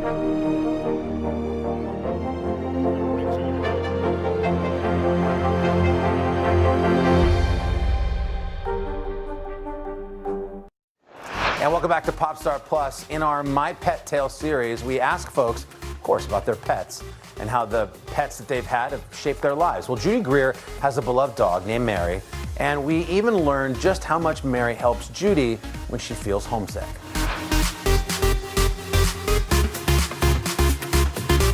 My little furry creature, her name is Mary Richards, named after the title Mary Tyler Moore's character from the Mary Tyler Moore Show.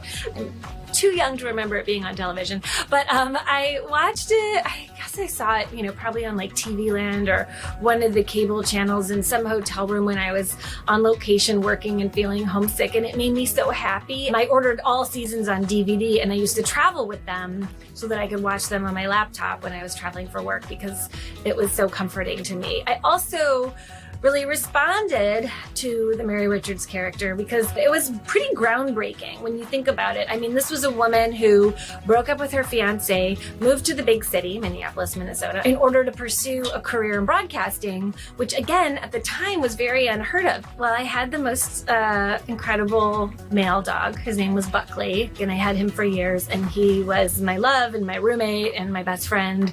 And, like all animals, unfortunately, he had to go live on the Forever farm with his mom, and about a year went by after Buckley left us, and my vet, Dr. Werber, who I loved, called me one day and was like, hey, I think it's time. And I was like, it's not time. And he said, I work with a rescue, they need a foster over Thanksgiving for this little dog, would you just foster her? And so that's when I picked up Mary. And she basically curled up in a ball and just like, I carried her around in a tote bag for 2 weeks. And then it was the day before the adoption where I was supposed to take her, and then all the people come, and like, I just lost my mind. And I called my husband and I'm like, I can't get rid of her. And he's like, oh my gosh, I'm about to shoot a live show. Fine, we can keep her. Like, please don't bother me at work anymore. So my timing was really good. But there was really something so special about having this little creature with me that did, like, I think lower my blood pressure a lot. And I can't think of an exact moment in time when I knew she was staying with us, but it just felt like, oh, this is a good thing for me. I feel like I shouldn't have to tell people why it's so important to adopt instead of shop. I mean, there's just so many animals that need homes, and there's even now so many like breed specific rescues that if you're like, well, I have to have this kind of breed of dog, or I need it, you know, hypoallergenic or whatever, like, you can find that. There's just so many animals that like are needlessly euthanized, I mean, every day, that could easily be adopted into homes. And I think that, you know, fostering is such a great way to see how a pet's gonna work in your family. I mean, you can find such great animals and they're so happy to have a home and to not have to live in those cages. And Mary's like this tiny little cute, like teddy bear, sort of fox raccoon looking dog, but she's really scary if she wants to be. So that took some getting used to and a lot of training. And she has chilled out a lot. She's really feeling self-confident. She's really feeling herself these days. I started traveling with her when I go on location to shoot things, and I brought her with me to New Orleans to shoot the thing about Pam, and she won over everyone on set. And in fact, Renee Zellweger's character, Pam Hupp, has a dog, and I can't tell you how many of my friends texted me after that first episode aired, and they were like, is Mary in the thing about Pam? Like, no, there is only room for one actress in this family. But Mary was there, and she was like running around, and she was such a cutie. Sometimes when she's like a little judgmental and mean, I like to think that she's like my alter ego. My favorite thing with Mary, I love going on really long walks, and Mary really loves to go on long walks. We've walked 7 miles in one day together. I mean, she'll just walk and walk and walk. I think she would walk until she would drop. The thing about Mary that's funny, like the thing about Pam, I just realized I said that. But the thing about Mary that's funny is that she plays really hard to get, but she's so tiny and cute that people keep like, they just keep wanting more of her. They keep wanting her. If she lets you pet her once, then you just like want to keep petting her, but like the next day she might be like, I don't really like, I'm not like feeling you today. She really does march to the beat of her own drummer, and she's not someone that can be pinned down, you know, like she might like you one day, but then she might not like you ever again. Every day is a new day with Mary. That's what I always tell people. Mary has made my life better in every single way. I used to get so homesick when I was on location, and now like when I have her with me, it's so much better. She's gives me a reason to get up in the morning, and like on a day off, and sometimes I'm like, I miss my husband and I'm homesick. She like, I think genuinely brings a lot of joy to work. Like she runs all around hair and makeup when we're in the trailer, and she loves it, and everyone brings treats and gives them to her, and animals bring a lot of joy, and they definitely like calm people down, I think. And so yeah, she's just made my life better in every single way. Minus the dog hair, but she's little, it's not that bad. But I do usually have a lint roller with me. Thanks to Judy for sharing her great pet love. Coming up next, Melissa Joan Hart reminisces over Sabrina the Teenage Witch. Sometimes the news can be difficult and overwhelming for kids to understand. Ukraine and Russia. Could you help me understand what's going on? So to help make sense of it, we've created a newscast just for them. We hope your family will watch Nightly News Kids Edition.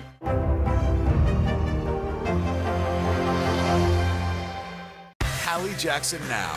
Weekdays at 5 on NBC News Now. Sometimes the news can be difficult and overwhelming for kids to understand. Ukraine and Russia. Could you help me understand what's going on? So to help make sense of it, we've created a newscast just for them. We hope your family will watch Nightly News Kids Edition.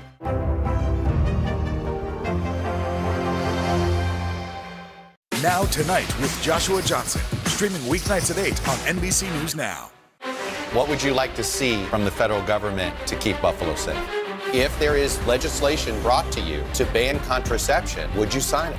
What should be focused on that could reduce inflation and avoid a recession? If it's Sunday, it's Meet the Press.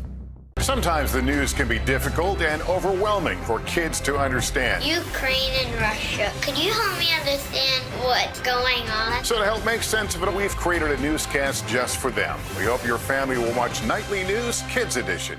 Hi, everybody. Good morning. Welcome to Today. We have a lot to get to this morning, guys. Did you feel phone? About the time I stopped the plane, that's when it hit me. One of the biggest names in music. Give it up for Harry Styles. We're here to start conversations about the big things happening in our world, because it's not my job to tell you what to think. My job is to think about what you tell me. Now Tonight with Joshua Johnson, streaming weeknights at 8 on NBC News Now.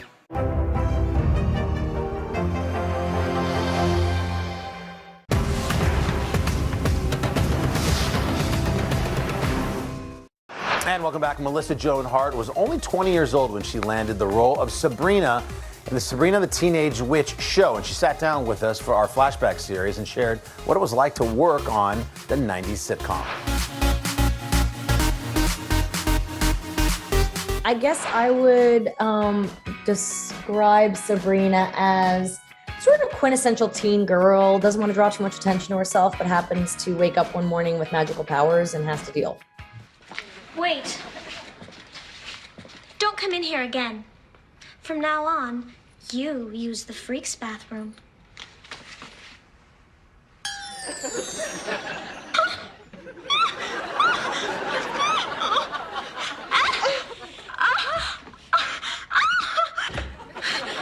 I was 20 when I started it, and I actually created it.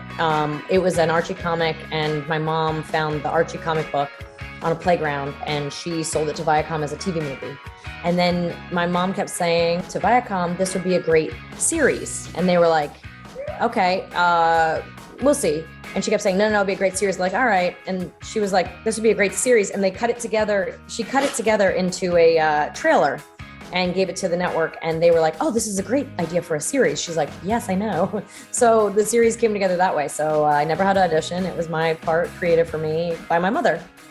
The best part about playing her, so any actor, you know, we like to be actors because we like to kind of slip into lots of different skins and pretend to be lots of different people.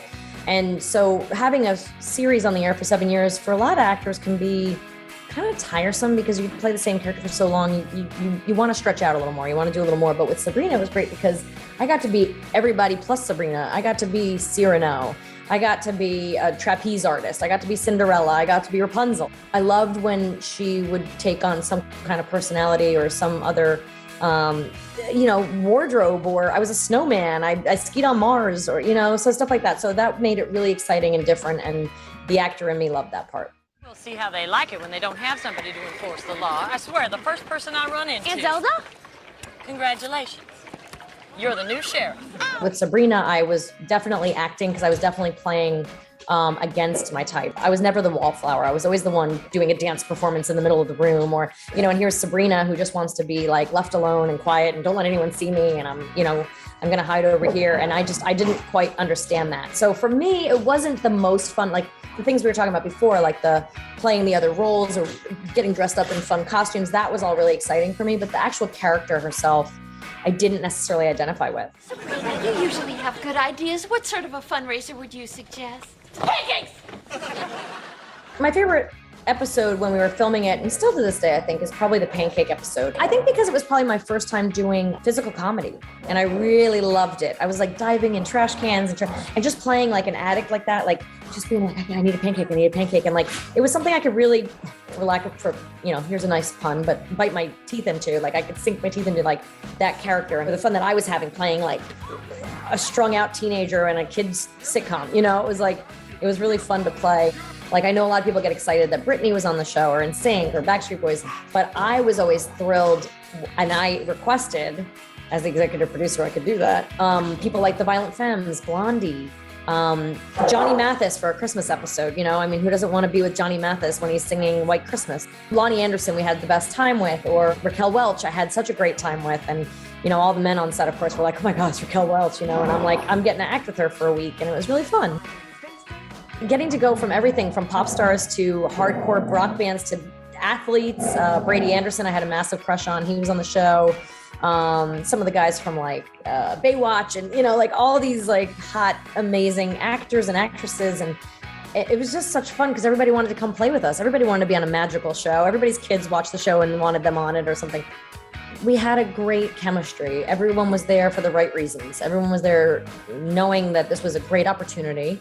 Nobody took it for granted. Everyone rode that roller coaster as long as they could, you know, like knowing we're on a network show in the heyday of television, you know, not only making good money, but getting a lot of attention for our work. And that's what every actor dreams of, you know? And so we got to be in everybody's house every Friday night, and people all across the world felt like they knew us.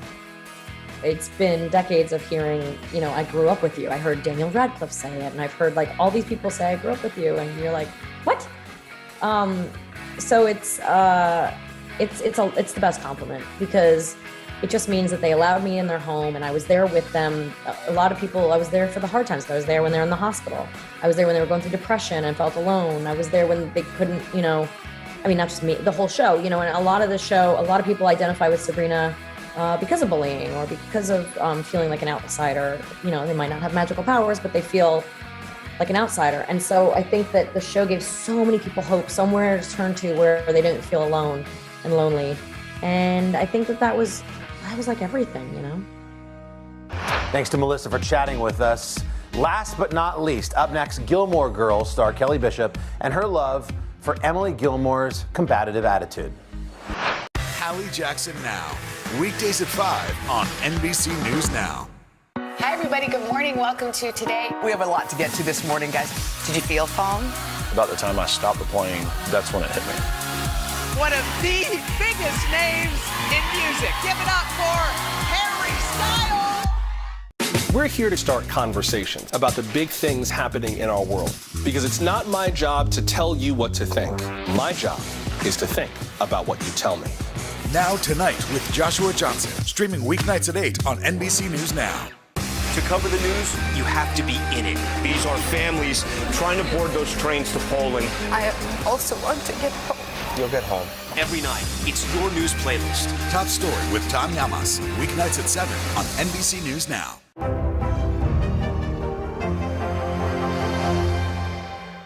Hi, everybody. Good morning. Welcome to Today. We have a lot to get to this morning, guys. Did you feel phone? About the time I stopped the plane, that's when it hit me. One of the biggest names in music. Give it up for Harry Styles. For breaking news in our changing world, download the NBC News app. Women's basketball has been systematically held back. After 49 years of Title IX, we still have work to do. In Their Court, a podcast from NBC News and NBC Sports that goes inside the issues of inequality in women's sports. Listen now. All right, we're back. Kelly Bishop might be best known for her role on Gilmore Girls as Rory's harsh grandma, Emily, and she was kind enough to reflect on her time on the show with us. How would I describe Emily Gilmore? I used to say Emily Gilmore is a piece of work. She's no nonsense. She's smart. She's conservative. She has values that are very kind of straight-laced. She's not foolish. She's up with current things, but there's a certain value system that she expects people to live by, particularly her daughter. What was my favorite part about Emily? Well, I liked the clothes. They spent a lot of money on my wardrobe. I liked her attitude. I mean, she was so difficult and demanding and hard to please as far as Lorelai was concerned. And what I really loved about that whole show was Amy Sherman Palladino's writing, because it's some of the best material it's probably the best material I've ever done. And, oh God, amazing. Funny, smart, on top of it, and as everybody knows, really fast. So that was just one of the many favorite things. I love doing that show. Lauren and I, the day we met, it was like, okay, I could do this.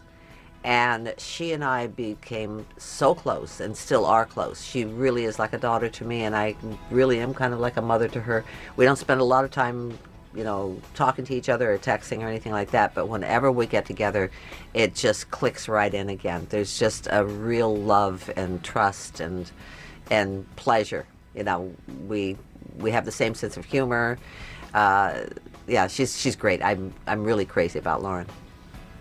My all-time favorite episode, actually the one that tickles me the most because it was so different. There was one where Richard, my husband's mother, who was a very difficult woman, had passed away.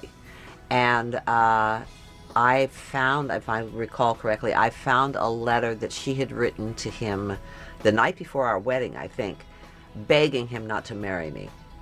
I know that the timing of this is particularly awkward since you are to be married tomorrow. No way! But your happiness is too important to me, so timing be damned. She wanted Dad to leave you at the altar. She begged him to leave me at the altar. She begged him in writing, and then she saved the carbon. And that sort of sent me off. He wasn't there to support me because he was so grieving for his mother. That during that episode I was drinking. There was even one scene where I was smoking a cigarette. I called it the Tennessee Williams episode for me. Who was that at the door? It was Jason. Dad needs to sign something. Uh-huh. I mean, she was just out there. She was so un-Emily. That was great fun. I really had fun doing that one. There were a few episodes that I really liked, but that one was just such a departure. The zingers and the put-downs. Oh, boy. Actually, one of my first ones, one of the reasons I loved the pilot script so much, I couldn't believe this pilot script when I got it. It was so funny. And I had no idea who any of these people were or who the writer was, anything like that. It's when Lorelai comes to see her parents in the pilot script, obviously to ask for money for Rory's education. And I opened the door and I said something to the effect of, "Is it Christmas?" Hi, Mom. Lorelai. My goodness, this is a surprise. Is it Easter already? Or is it Easter? It was some holiday which was indicative of perfect writing of saying that's how often they saw each other. It was on holidays, Christmas, Easter, whatever it was. And then Richard, my husband's character, comes in sometime later after we've done this scene, and he basically does the same thing with a different holiday. Hi, Dad. What is it? Christmas already? Lorelai was taking a business class at the college today and decided to drop in to see us. Favorite moments with Ed Herman. I just loved working with him. We really liked each other so much. I know one of my favorite scenes with him was when we did renew our vows, and we danced to the song Bill, and he said, "Today," that was your favorite, your favorite song, and "Today you can call me Bill." Emily would tease me, saying, "If only your name was Bill, then this could be our song." Well, Emily, for tonight, and tonight only, my name is Bill, and this is our song. That was wonderful. He was such a good actor and very generous, very professional, but just a sweet, good man. Why is it still cooking? First of all, it's very intelligent. I mean, the smarter you are, the more you get it. And it's fast, and so you got to pay attention. You don't have much time to laugh because you got to catch up with what's going on. It's funny. I mean, it really is a funny show. But what I decided was that there's really an innate sweetness about it, which sounds kind of icky, but it's not that. There's a decency about it. And one of the things that when men started watching it, which they weren't inclined to because it was Gilmore Girls and all that sort of thing, is that if you look at the male characters in that show, there's no nasty guy, there's no jerk, there's no misogynist, there's no violence. They're just trying to make their way in the world like all the rest of us. And so what there is basically is an innate decency about these people. They're good people. Some of them are very strange, but they're good. And I heard a wonderful story last year sometime that very often when the troops come back from maneuvers in places like Afghanistan and places that we, hear too much about, they very often sit down and watch Gilmore Girls. And I think it's because it's a feel-good place. It's like, this is what America's supposed to be. Great to revisit memories like that. All right, that's going to do it. Thanks for tuning in to Popstar today. As always, we're so glad you joined us. Come back tomorrow and hang out with us again. Same time, same place. See you then. Hi. They're Hi. there. Just buying sneakers for my daughter. She lost them. Did she really? Yeah. Oh, God. Okay, anyway, I hope you guys are having a terrific Tuesday. We're happy you're watching Today All Day, our digital show Today in 30. Yeah, today all day. Lots to cover. We're going to start with major concerns over those soaring gas prices. All Americans are facing it right now. There's a new record, it seems, day after day. Some drivers are now changing their habits to cope, and Sam Brock's going to have a full report. And then summer has arrived, and shark sightings, they're on the rise. Coming up, we're going to take you inside one close encounter, and we'll share what experts want you to know before you hit the beach. And then, how lucky was Chanel? She got a backstage pass to Coldplay's tour, hanging out with Chris Martin. Come on. We're so jealous. And wait till you see what the band is doing to help the planet during their colorful shows. And then Melissa McCarthy, she swung by Studio 1A to talk about keeping it all in the family. She's got 2 new shows, and she even brought along cousin Jenna. She's helping with one of those projects. So it's all coming up right now on Today in 30. NBC's Sam Brock is in Miami with more. Hey, Sam, good morning. Hoda, Savannah, good morning. Regular gas has now gone up 62 cents in a month. And as you said, the national average right now might be $4.92, but many Americans are paying a higher rate than that. More than housing, more than clothes, more than food. Some people say that fuel is now the biggest obstacle in their budget. The most troubling number at gas stations this morning may not be the soaring per-gallon rates, starting with 5s, 6s, or 7s, but the reduced amount of fuel going into cars, sometimes just a few dollars worth. I just put 5 in just to get there and back. Because that's all some drivers can pay for. I mean, I can't even fill up my whole car. Do you think we're going to get to $6 before too long? We're going to get to $6 by probably the next month. Even with housing costs going through the roof and groceries up pretty much across the board, the 60% jump in gas prices in 1 year may hit families the hardest. What's number one on your list for biggest impact? Gas.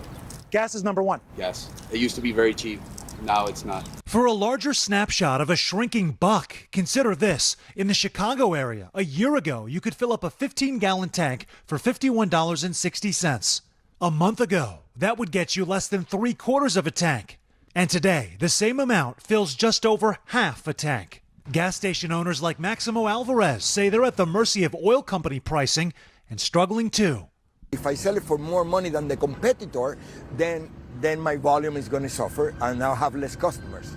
While the reason for higher gas prices is varied, the big 5 oil companies have seen their profits skyrocket in the face of consumer hardship, rising some 300% in the first quarter of 2022.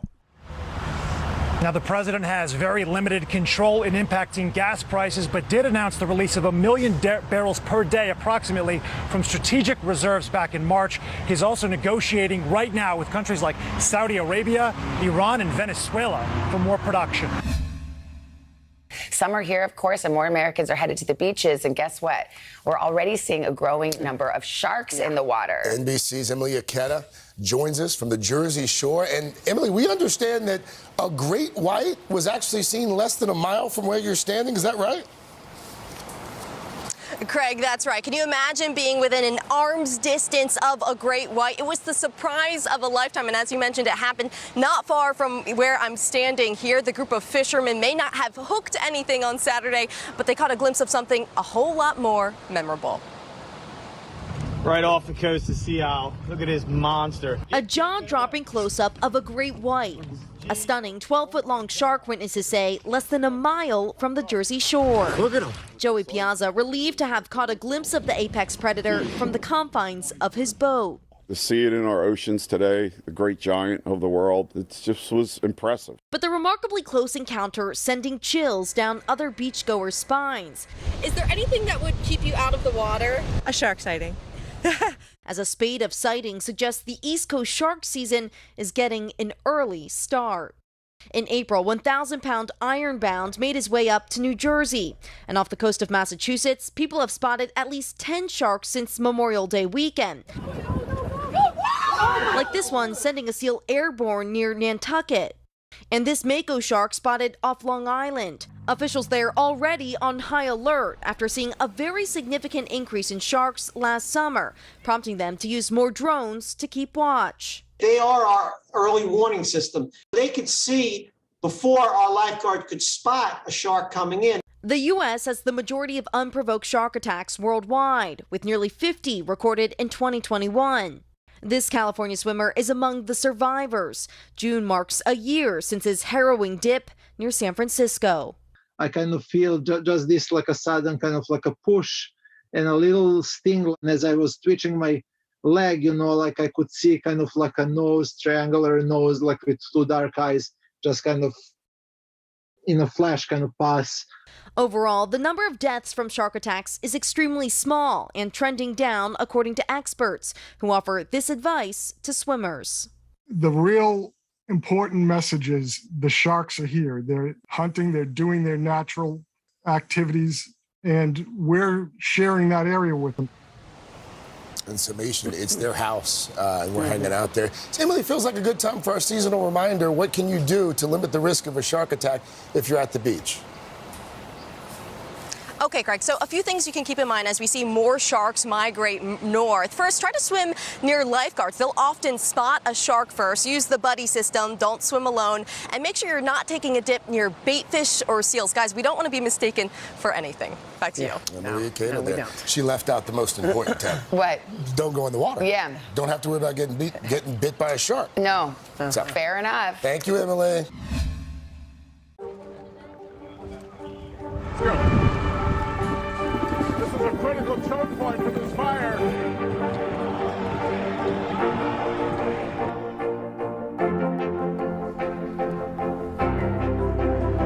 And good evening from New Orleans. Nice to go spend some time with you. Appreciate it.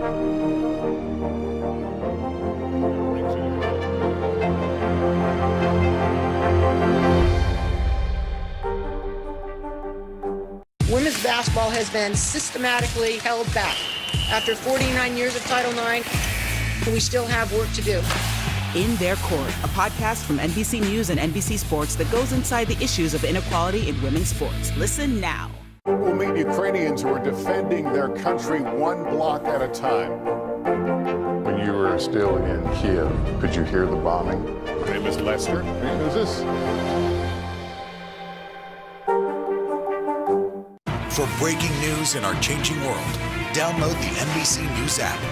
Sometimes the news can be difficult and overwhelming for kids to understand. Ukraine and Russia. Can you help me understand what's going on? So to help make sense of it, we've created a newscast just for them. We hope your family will watch Nightly News Kids Edition.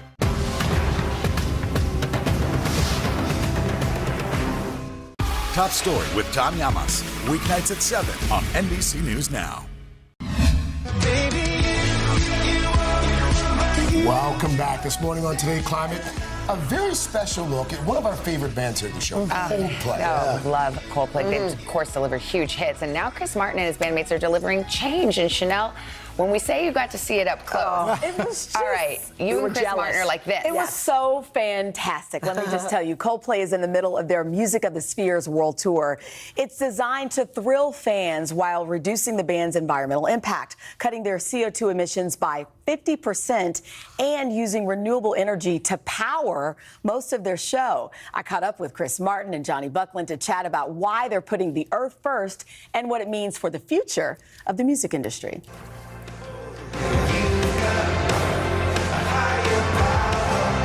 After almost 5 years, Coldplay's return to touring is giving fans a reason to sing and dance.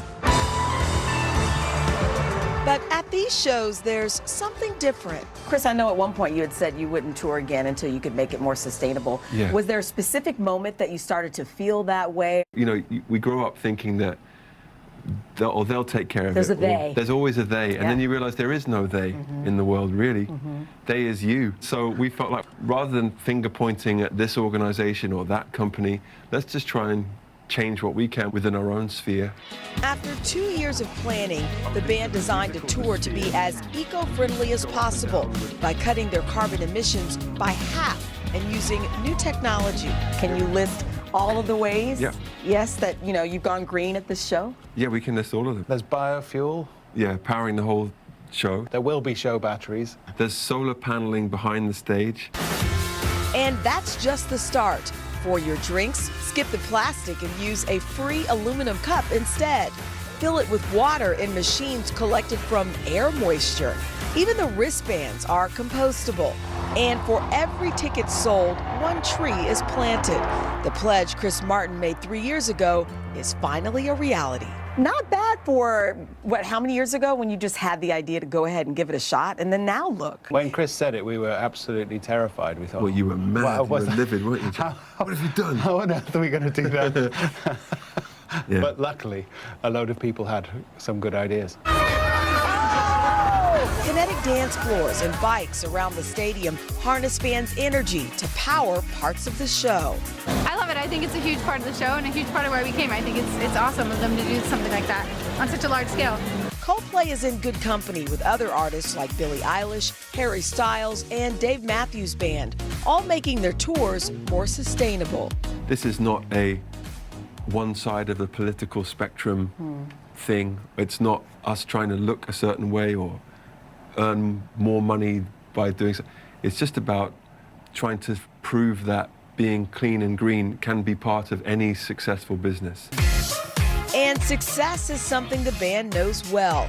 With over 100 million albums sold, 7 Grammys, and a #1 hit song with band BTS.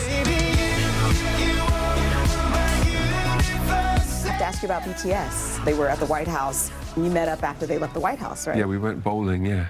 You went bowling? Yeah. You don't say. With her as well. How was that? And this guy in the lane next to us was like, who are you guys? But on this tour, everyone knows who they are. So this is where we've started coming on stage through the audience. How you doing?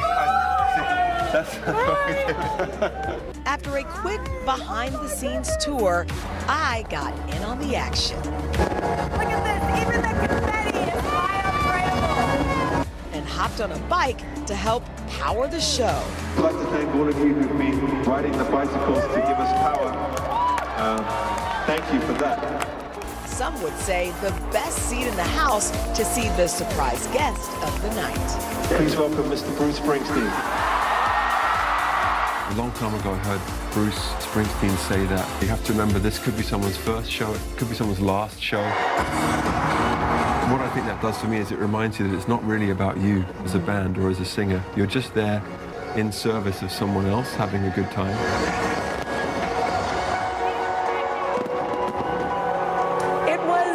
Magic. Wow. So Coldplay wraps up the U.S. leg of their world tour next week. They really want to emphasize that this tour is not just about the music, but bringing awareness to this topic. And their hope is that when people come to their shows, any individual or maybe a company can see what they're doing and then be inspired to think of the next big thing. Like the idea behind those kinetic dance floors where we're all jumping up and down. Yeah. Imagine them, this is what Chris said, installed in shopping malls, sidewalks or roads, a lot of possibilities there so you can, fuel lights or whatever it is. Who was the elephant? I have no idea, but he just looked fun and he was sweating underneath. It was so magical. I just told Hoda there was a moment in the concert. One of their videos, by the way, the elephant. Oh, the elephant. Yeah. But he was just a random 15-year-old who decided to show up in an elephant costume. But I was telling Hoda at one point, he asked everybody to put down their cell phones. He was like, give me 4 minutes. In that arena with 40,000, 50,000 people, everybody put down their phones and we all sang in unison with the lights. It was just so magical. It's like they're known for energy and they're harnessing energy at the same time. Awesome. That was beautiful. As I said to you, the second best show I've ever seen in my life, Coldplay, in Washington, D.C. in 2009. And they've been together for what, 25 years? Yeah. Yes. 26 years? Excellent. That was great.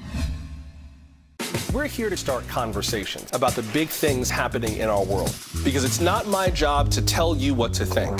My job is to think about what you tell me. Now Tonight with Joshua Johnson, streaming weeknights at 8 on NBC News Now. From Brooklyn, we're next to the subway station. The state's reservoirs are alarmingly low. War will pass them by.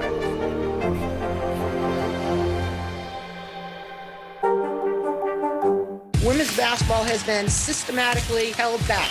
After 49 years of Title IX, we still have work to do. In Their Court, a podcast from NBC News and NBC Sports that goes inside the issues of inequality in women's sports. Listen now. Hallie Jackson Now, weekdays at 5 on NBC News Now. Sometimes the news can be difficult and overwhelming for kids to understand. Ukraine and Russia. Could you help me understand what's going on? So to help make sense of it, we've created a newscast just for them. We hope your family will watch Nightly News Kids Edition.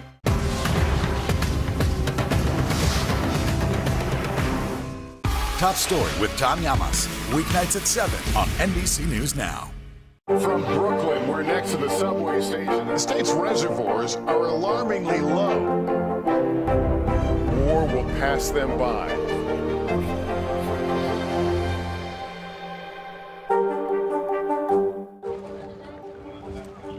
Let's go. This is a critical choke point for this fire.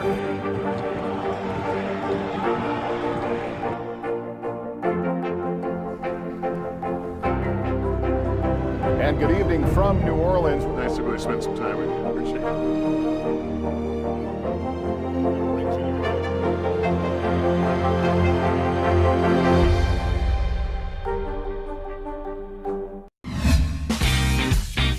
All right, we've got them seats now, so it's fun. We are back with two incredibly talented actors. It's been 25 years, can you believe it, since Joshua Jackson took on the role of Pacey Wooder on the hit show Dawson's Creek. Adorable. So cute. Look at that guy. More recently, he starred in the hit show The Affair. And Christian Slater, now it's your turn. We brought home a Golden Globe. I said we. Did you notice that? He brought home a Golden Globe in 2016 for his work on Mr. Robot. Well, now the two have teamed up in Dr. Death. It's based on the true story of a neurosurgeon named Christopher Dunch, who paralyzed and even killed some of his patients. Joshua plays Dr. Dunch, who doesn't exactly impress Christian's character, a fellow neurosurgeon, Dr. Kirby. Right. Randall Kirby. Well, you impress me. Usually it takes surgeons at least a good decade to refine their God complex. Christopher D. Dunch, MD, PhD. Randy, so do they have to enlarge the door to get your northern head into the building? I'm from Tennessee. North of Texas is north. Joshua, Christian, good morning. Good morning. I said to you out in the hallway, and I wasn't just blowing smoke up your dresses. It's the best series I've seen on Peacock. Oh, it's fantastic. Thanks. You play evil and dark pretty well. How does one go about doing that? Well, for this guy, he didn't know that he was evil and dark. That was the hardest thing in the beginning for me was when you learn the story, it's so easy to judge him because the outcome is so horrendously bad. But from his perspective, he's actually the hero of the story. That's a good And Christian, you were actually supposed to meet Dr. Kirby in person, but then, the whole pandemic happened and you didn't quite get a chance to do that. But what would you say was the hardest part of playing somebody who's a real-life person? Well, it was, this guy is a very enigmatic type of human being. He's got a lot of personality. I did get to meet him at the screening we did in New York, and I thought he was great. I mean, he's just a wonderful guy. The one thing I had going for me in this particular show and with this particular character is I have a brother-in-law who's a vascular surgeon. So Randall Kirby, vascular surgeon. I was able to go into some surgeries and, really witness and see what it's like to see what a good doctor does in that surgery stage. Yeah. So Josh, you watch the show with two people who obviously care about you, your wife and your mother-in-law. What were their reactions to who you were playing? Well, my wife, God love her, sees through the character to the man, so she actually had probably more sympathy for Dunch than she was supposed to. But my mother-in-law, she didn't like seeing me in that kind of pain. Of course. Yeah. But my mother-in-law didn't even make it through the first episode. When we got into the first surgery scene, for anybody who has seen it, there's a particular metal-on-metal sound in that scene that sticks with you for the rest of your life. Yeah. And she was like, nope. Stood up. I'm out. Out the door. Do either of you guys like watching yourself on screen? I mean, do you ever go back? Is that tough? What do you think? I mean, you've got so many things you could watch. You could watch for a decade. Yeah, no. No? No. Really? Why not? Because I hate myself. Spoken like a true actor. Yeah, come on. Craft of it? No interest. Because all you see is the mistakes. That's right, exactly. We don't watch as audience members. You just feel like, huh, missed that, didn't do that, should have done that. And does your voice sound weird to you when you hear it? Yes. Yeah. Very odd. Very odd. We want to roll that video again of that cute little boy from Dawson's Creek. What happened to him? I think let's put it back up on the screen there. What's your favorite memory from that time, Joshua?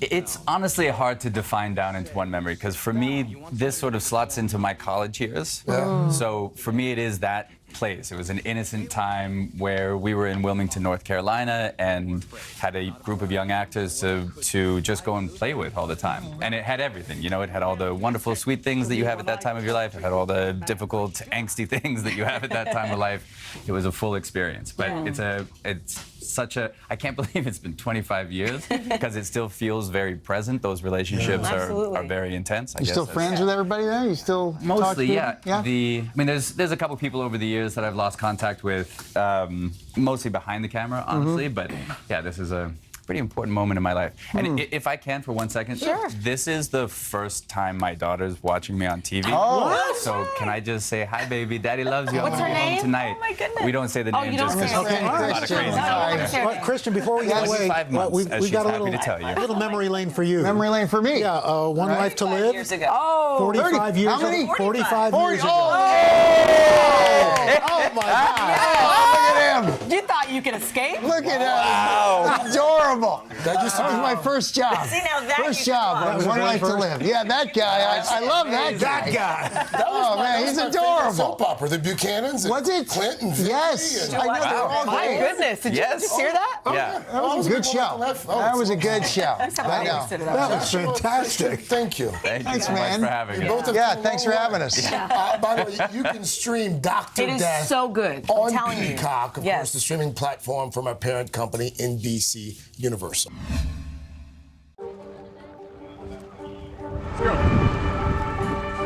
This is a critical choke point for this fire.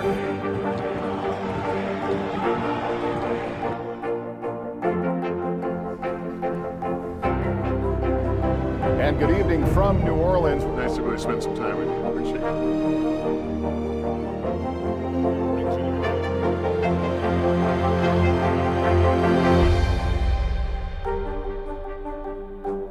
From Brooklyn, we're next to the subway station. The state's reservoirs are alarmingly low. War will pass them by.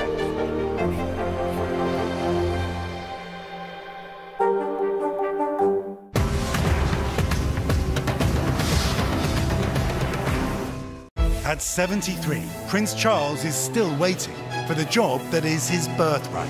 Do we want Charles? Do we want a monarchy? I'm Keir Simmons, and we'll take on these questions and more in our new podcast, Born to Rule. Listen now.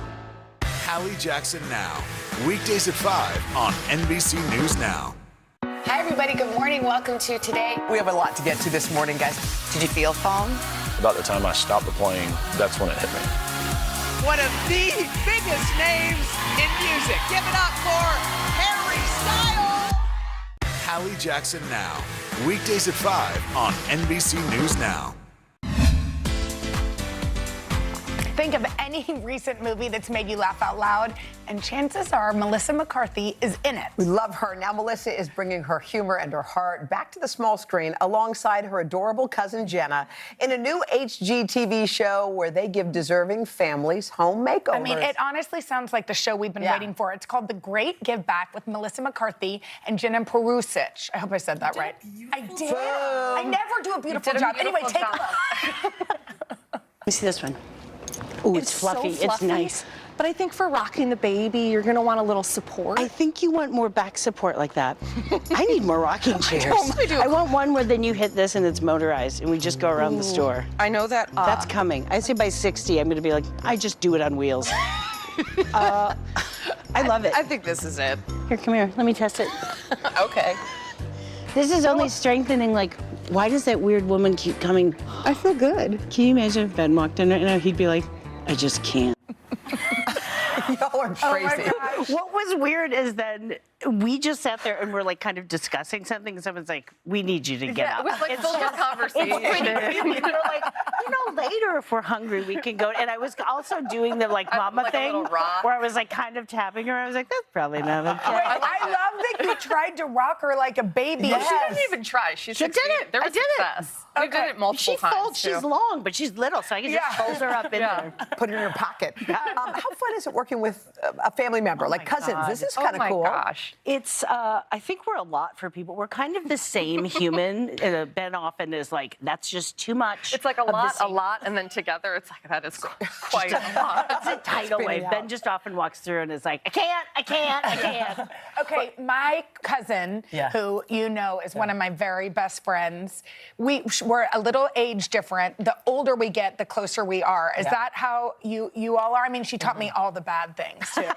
Did you teach her all the bad things? You know, I don't teach her great stuff. I can say that right off the bat. No, I forget that she's like, incredible, much younger. I'm always like, like our age. And then someone's like, ooh, don't. No. But it wasn't until she graduated college. Like, of course, we were at family things together. And she came out to LA. And literally, it was like the second she came, we were like, oh, and we shall never be apart again. Yeah, we like expected it to be like, yeah, we'll like get lunch, see each other sometimes, and then it was like, okay. Yeah, it was just like super glue. So, Jenna, we're here. When you watched Bridesmaids, did you just like love it? What was it like to see her up on screen? Oh my God. Well, I mean, the movie's so great, and you're so fantastic. And did you brag to all your friends? And you're like, yeah. I was like, yeah, that's that girl. Yeah, that one with the hand brace. Yes. I liked the French manicure personally. Thank you. I knew you would notice. But you were also at her actual wedding. Yeah.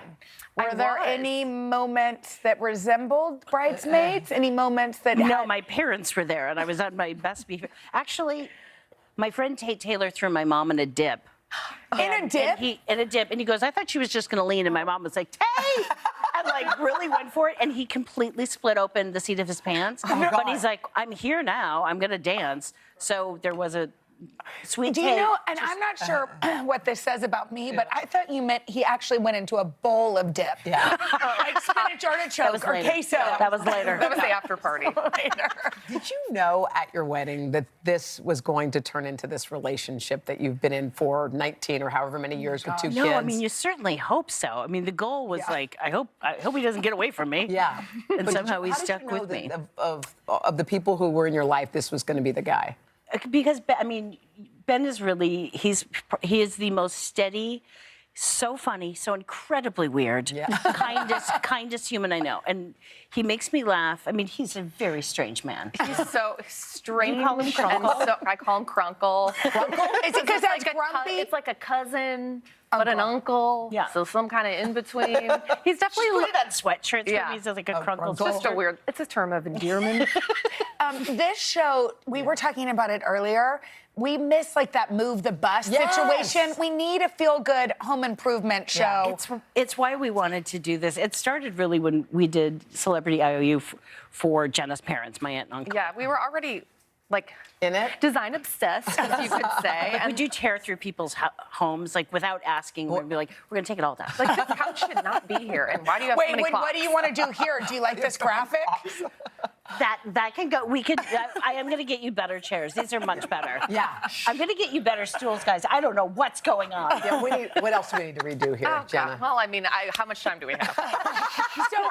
But you're redoing houses for people that are like making our world better. There's so much There's so much negativity and there's so much anger in the world, and we wanted to show that like. Kindness is incredibly powerful, and it's everywhere. It's just quieter. So we wanted to shine the light on it, and we wanted to give them the microphone. So it's like they give and they give. So we're like, let's give back. Especially when you change someone's home. We really experienced this with my parents. Yes, it's a beautiful makeover and it's new stuff, but it has the potential to change how they live every single day. Is that what happened with some of the people? I think everyone. Really? Hopefully. Yeah. It changes how they can interact with their family, who they can have over. Also giving them, it's so often that people, like your parents, career police officers, that that just give everything out. When they get home, they don't have that soft kind of place to land. And you need to recharge those batteries because you wake up and you give it all away again. So it's like you need a place to feel safe and happy and special. Where are you happiest in your home? Outside, we have these hanging chairs, and we all sit out there, and then the dogs like go between them. That's probably like we're there the a tub. lot. Or the tub. The tub. I spend a lot of time, like, there's a lot of tub The time. Great Give Back. It premieres Monday, June 13th on HGTV. It's streaming on Discovery Plus. Thanks, you guys. Congratulations. What a great show. All right, be sure to join us again tomorrow on Today for a Jurassic World takeover. Wow, stars Jeff Goldblum, Laura Dern will be right here. We'll see you then. Have a great Tuesday.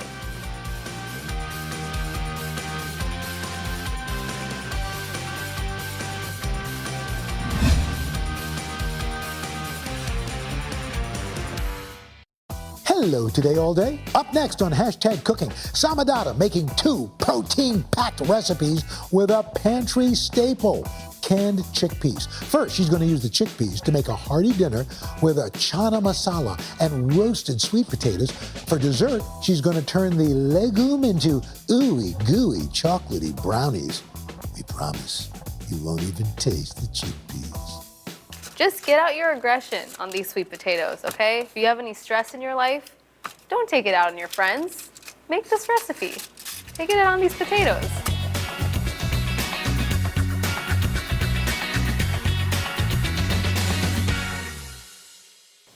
My life would not run without chickpeas. Whether in savory recipes or sweet, chickpeas are truly the legume loves of my life. I guess you could really say I'm a hashtag chickpea chick. I'm going to show you 2 of my favorite recipes to use chickpeas, my chana masala stuffed sweet potatoes, and a delicious and surprising chickpea brownie. I know, once you make these recipes, you're going to love chickpeas as much as I do. Chana masala, sometimes called chole, is a spiced chickpea curry that my mom used to make for me all the time when I was growing up. It's one of my favorite Indian vegetarian dishes, so today I thought I'd get a little creative and stuff the chana masala inside some baked sweet potatoes. So, if baked potatoes are your vibe and spiced chickpeas are your vibe, then this is the recipe for you. I've got all of my cute sweet potatoes here. They're clean, so I'm just gonna poke them with a fork so they can release steam when they bake. Don't mistake your hand for a potato, okay? Promise me you won't do that. Keep your eyes on your goal. All right, I definitely did some damage here.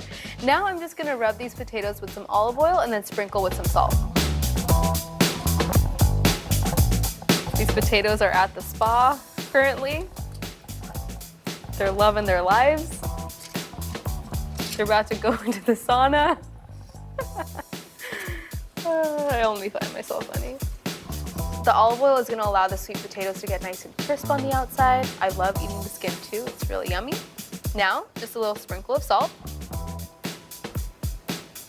We can't forget to season everything. We need flavor everywhere. My cutie little potatoes are ready. They're going in the oven 40 to 45 minutes at 425 degrees.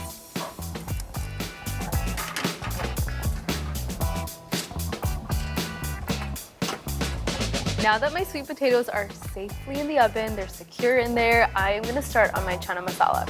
First thing I'm gonna do is dice my onions. Just clearing my workspace, nothing to see here. I love using onions in basically everything, but onions, garlic, and ginger are just key aromatics in Indian cooking. You really can't have Indian cooking without them. Now for my garlic, just gonna mince it. A mince is really, really fine, so you just wanna get all of that delicious garlicky flavor out. You know you did this right if you smell like garlic for 3 days. We're just getting at all of that flavor.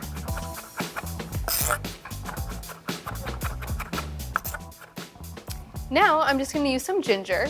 A really easy way to peel ginger is to use a spoon. You can just use it to scrape back that little peel, like so.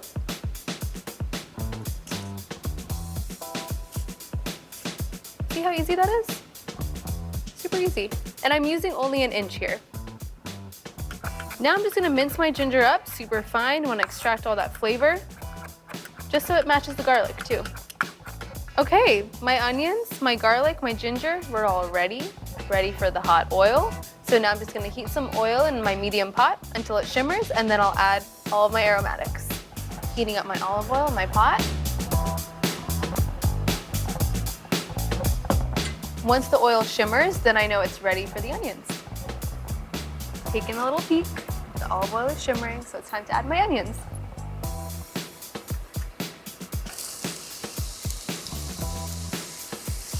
I want to cook these onions in the olive oil until they're tender, translucent, and starting to brown around the edges. I want to get some color on them before I add the ginger and the garlic. And the reason that we're not adding the garlic and the ginger in with the onions is because those take a lot less time to cook. So we want to get the onions going, and then we'll add the ginger and garlic so those two don't burn. I think these onions are ready to meet their garlic and ginger companions. Garlic.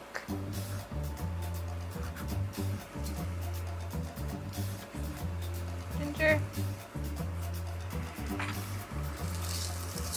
That smell. You want to cook the garlic and ginger in with the onions for about 1 to 2 minutes so it smells aromatic and fragrant. Get rid of that raw smell. This is my masala box, my masala dabba, my prized possession. I have literally never lived a single day in my kitchen without it. It's how I store all of my favorite spices. It's also how my mom taught me to store all of my spices. Let me show you a little reveal.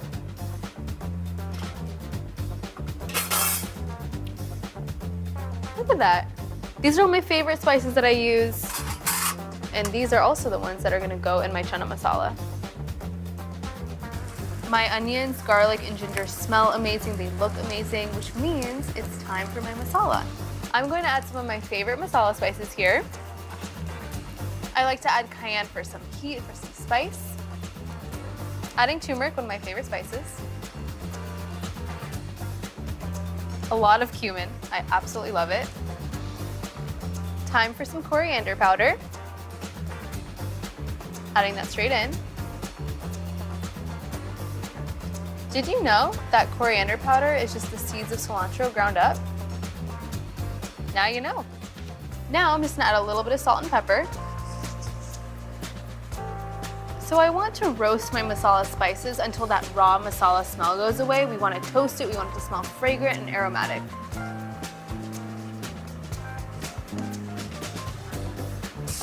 And finally, my little secret ingredient, amchur powder, or dry mango powder.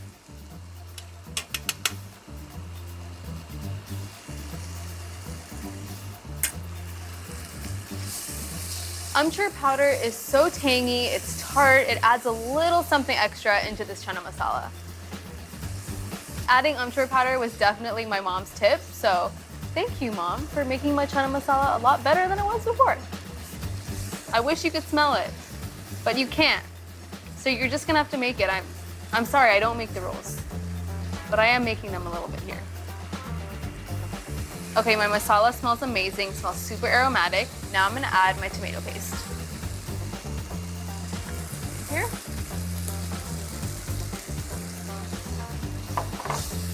I wanna cook the tomato paste in with my onions and spices until it deepens in color.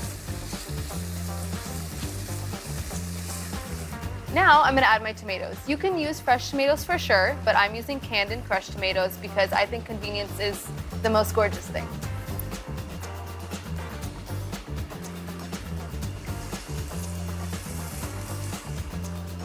My tomatoes are looking delicious.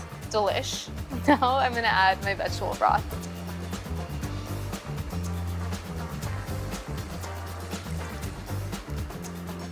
Okay, I've brought everything to a boil. Now I'm just gonna reduce to a simmer and cook uncovered for 5 minutes. We have to add a very important friend to the party, our chickpeas. I could never forget about them. How could you think that? Adding them straight in here.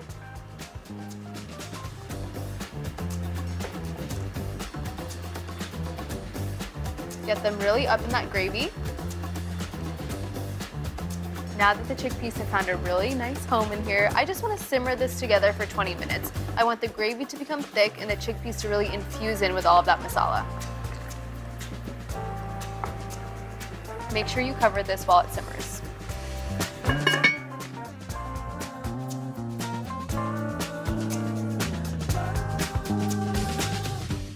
At 73, Prince Charles is still waiting for the job that is his birthright. Do we want Charles? Do we want a monarchy? I'm Keir Simmons, and we'll take on these questions and more in our new podcast, Born to Rule. Listen now. Now Tonight with Joshua Johnson, streaming weeknights at 8 on NBC News Now. For breaking news in our changing world, download the NBC News app. Women's basketball has been systematically held back. After 49 years of Title IX, we still have work to do. In Their Court, a podcast from NBC News and NBC Sports that goes inside the issues of inequality in women's sports. Listen now.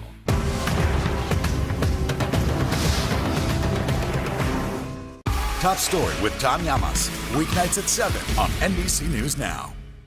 These days, it feels like the news never stops. So let's get into it. What's happening right now, what it all means for you for an hour every day. It can be hard to keep up, so let's get started together. Hallie Jackson Now, weekdays at 5 on NBC News Now.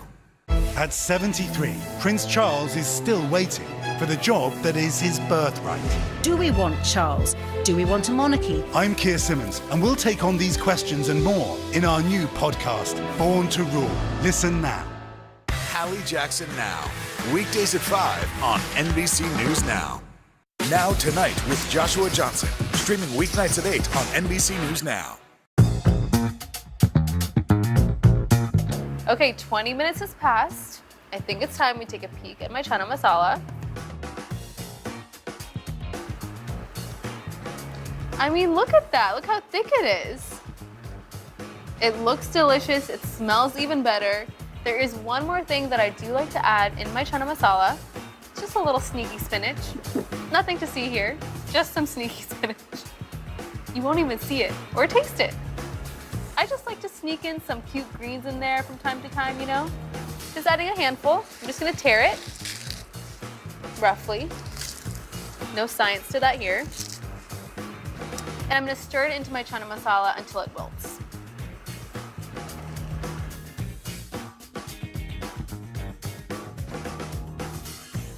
Speaking of something green, I do like to add a little bit of cilantro in here as well. Something zesty, herby, brings all of the flavors to light.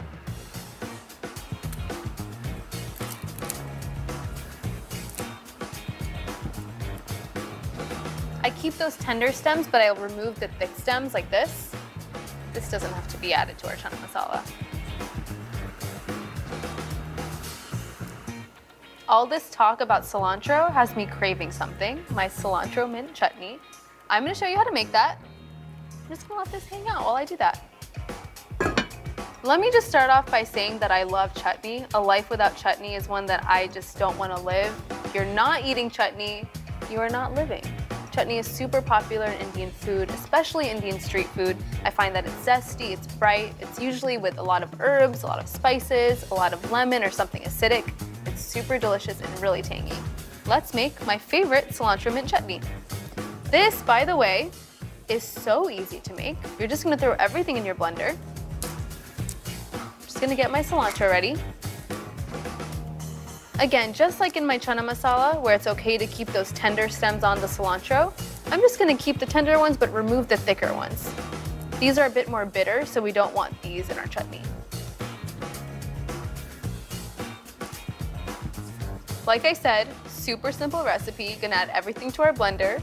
I don't know why these spatulas are in here. They wanted their 15 seconds of fame. Remove them. I'm gonna add my cilantro straight into my blender. Like that. Mint is super floral. It's very bright. So I find that it complements the cilantro really well. And anything you add this in is just gonna really awaken the flavors. If the flavors were sleeping, this chutney is gonna awaken the flavors. I love some heat, I love some spice. So we're gonna be adding a full green chili here.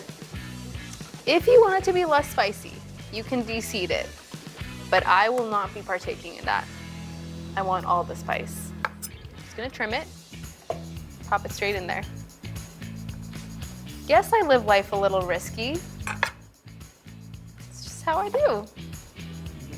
Just juicing a fresh lemon in. Nothing like some fresh lemon juice. It's gonna really brighten all of those flavors up, add something a bit acidic, which we need with all of those zesty herbs. Now for my spices, I'm gonna add some salt and a little cumin. My precious box. Little cumin. And some salt. Now I'm just gonna add a little bit of water to help get the blender going. You can feel free to add more water as you blend, just if you need to get the blender moving a bit more.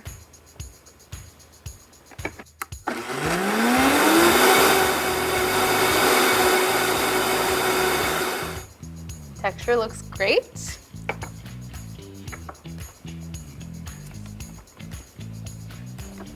Oh, it smells so good too.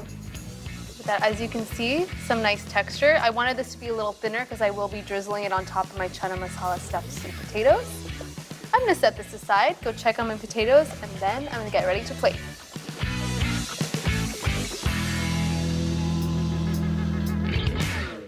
We'll meet Ukrainians who are defending their country one block at a time. When you were still in Kiev, could you hear the bombing?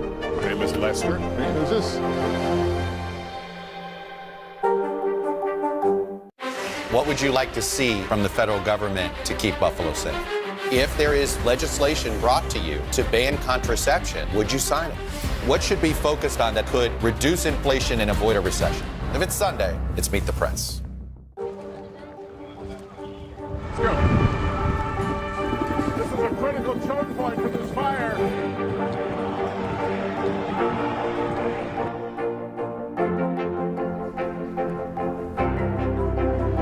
And good evening from New Orleans. Nice to really spend some time with you. Appreciate it.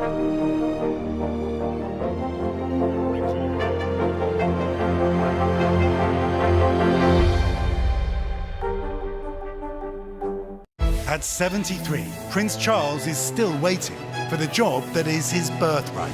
Do we want Charles? Do we want a monarchy? I'm Keir Simmons, and we'll take on these questions and more in our new podcast, Born to Rule. Listen now. What would you like to see from the federal government to keep Buffalo safe? If there is legislation brought to you to ban contraception, would you sign it? What should be focused on that could reduce inflation and avoid a recession? If it's Sunday, it's Meet the Press.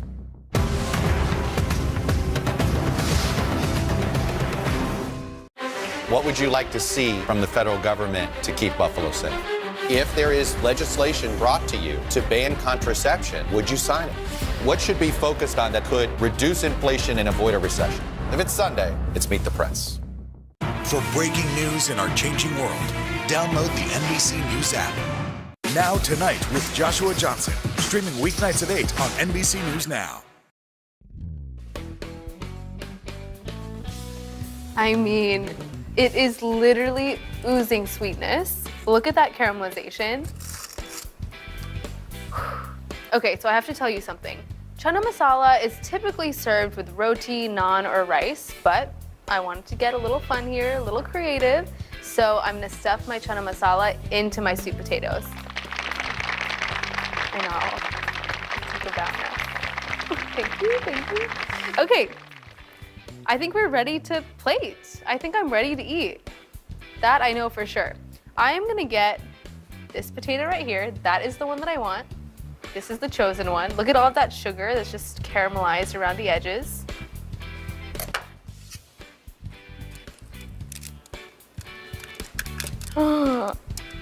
Okay, you need to look at this.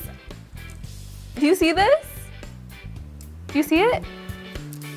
Okay, onto my plate we go. Love a sweet potato. Love, literally love. Time to bring my chana masala into the picture. I'm gonna move these guys aside. I will see you later. Time for you. Does everyone talk to their food like I do? Maybe not. Okay. I'm gonna cut my sweet potato. Just create a little slit right here. Just a little home for that chana masala to sit in. Look at that steam. Perfect. Now it's time for my chana masala. That smells so good. Gonna get a little bit of everything, that thick gravy, the chickpeas, my sneaky spinach. Straight inside. It fits perfectly.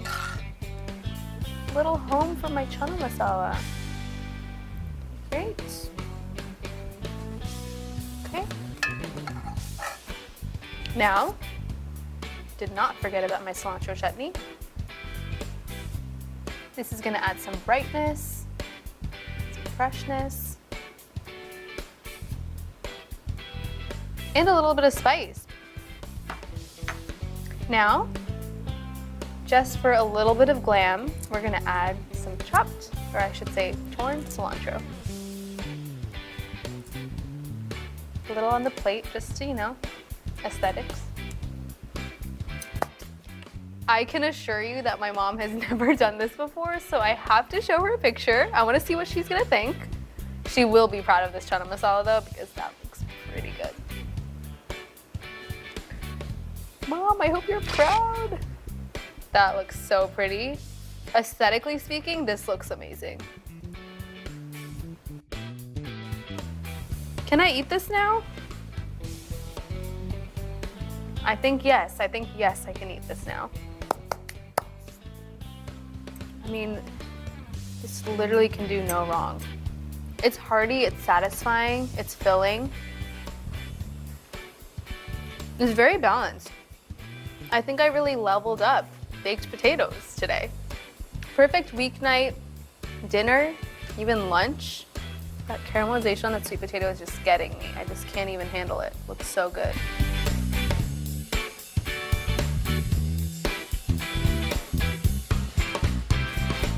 We all think of chickpeas in something like a chana masala, right? But here's the secret. I really like to bake with them in my desserts. I know you're questioning my life choices right now, but just you wait. I'm gonna go get the ingredients for my chickpea brownies.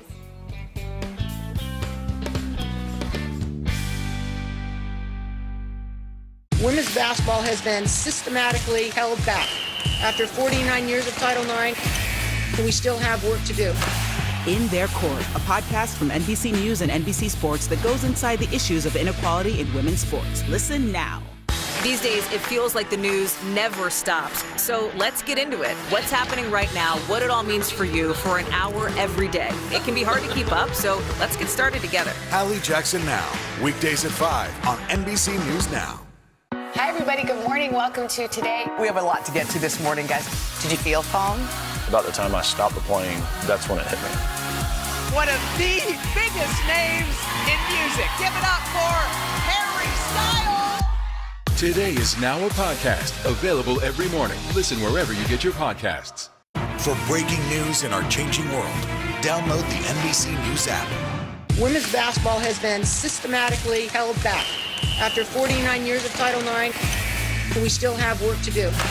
In Their Court, a podcast from NBC News and NBC Sports that goes inside the issues of inequality in women's sports. Listen now. Top Story with Tom Llamas, weeknights at 7 on NBC News Now.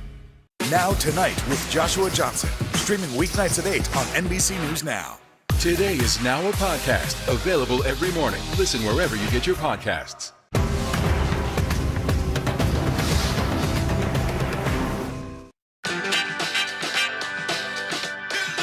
These chickpea brownies are one of the most popular recipes on my blog. And because I know you're wondering, I know you're asking the question, can you taste the chickpeas? All I have to say to you is no. All they do is simply create an irresistible fudgy texture. And with chocolate involved, everyone wins. So let's get to it. First thing I'm gonna add in here is some almond butter. I like this because it's kind of rich, it's nutty, it adds a lot to these brownies.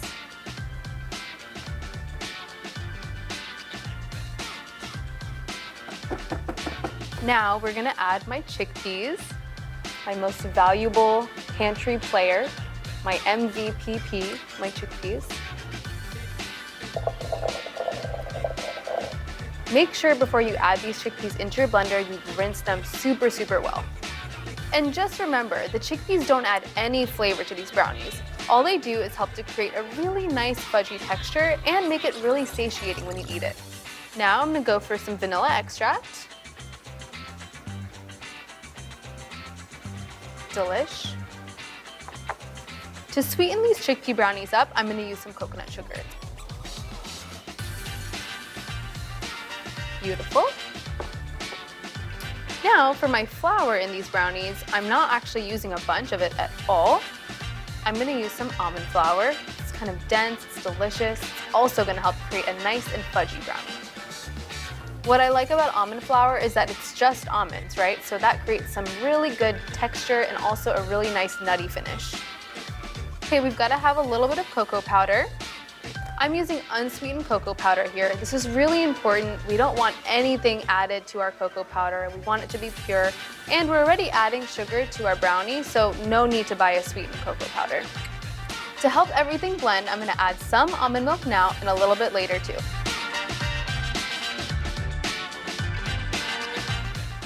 Are you ready for the blender brownies of your dreams? Are you ready to not make a smoothie and make brownies instead? Same. Okay, here we go.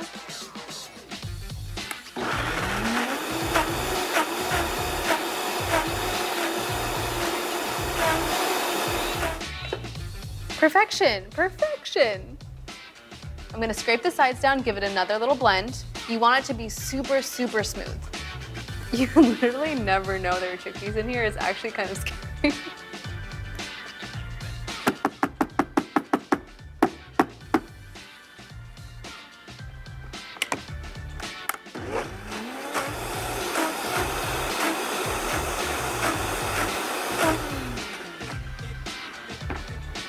Okay, you gotta look at this texture.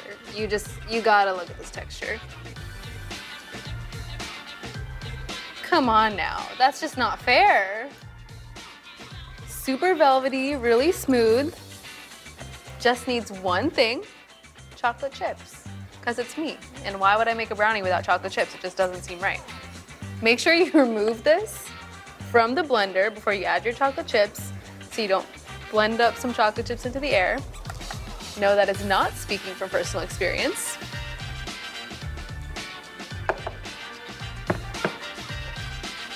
I'm gonna fold in my chocolate chips. I do not measure this with anything but my heart and my soul. Now it's time to transfer it into my pan. Gotta get a shot of this. The texture is luscious. I know, there's chickpeas in here. Isn't that crazy? You really could fool a lot of people. I'm not saying do that. I'm not saying trick people, but like, I'm just saying you could. Have you ever wondered what the difference is between a chickpea and a garbanzo bean? Well, I have news for you. There is no difference. They're the same thing. Garbanzo is just the Spanish term for a chickpea. This just looks nice, honestly, plus a little extra chocolate never hurt anyone.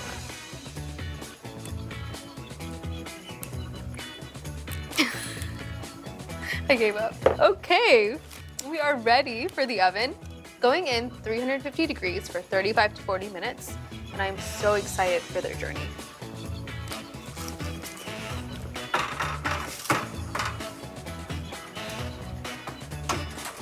My pride and joy, my chickpea brownies. I've let them cool for 25 minutes. This is important because it lets them firm up.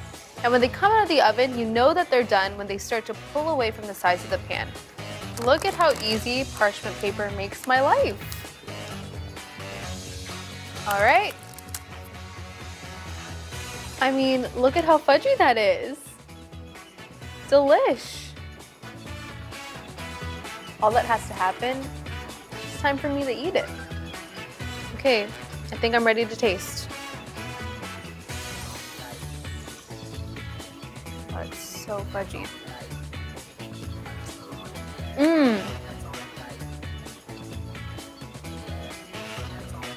This is my party trick, putting chickpeas into brownies.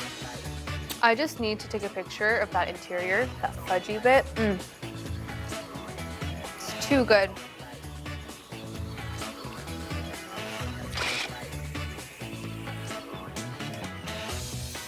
It is crazy how you can't taste the chickpeas. They just add to that really nice fudgy texture. We've got some rich chocolate, so they taste super decadent, but they're also super satiating. And so fudgy, melts in your mouth. The extra chocolate chips, nobody's mad about that. I'm not mad about it. I hope this inspired you to use chickpeas in new and fun, unique ways, even baking them into brownies. Now you know why they're so versatile, and also why they're the legume love of my life.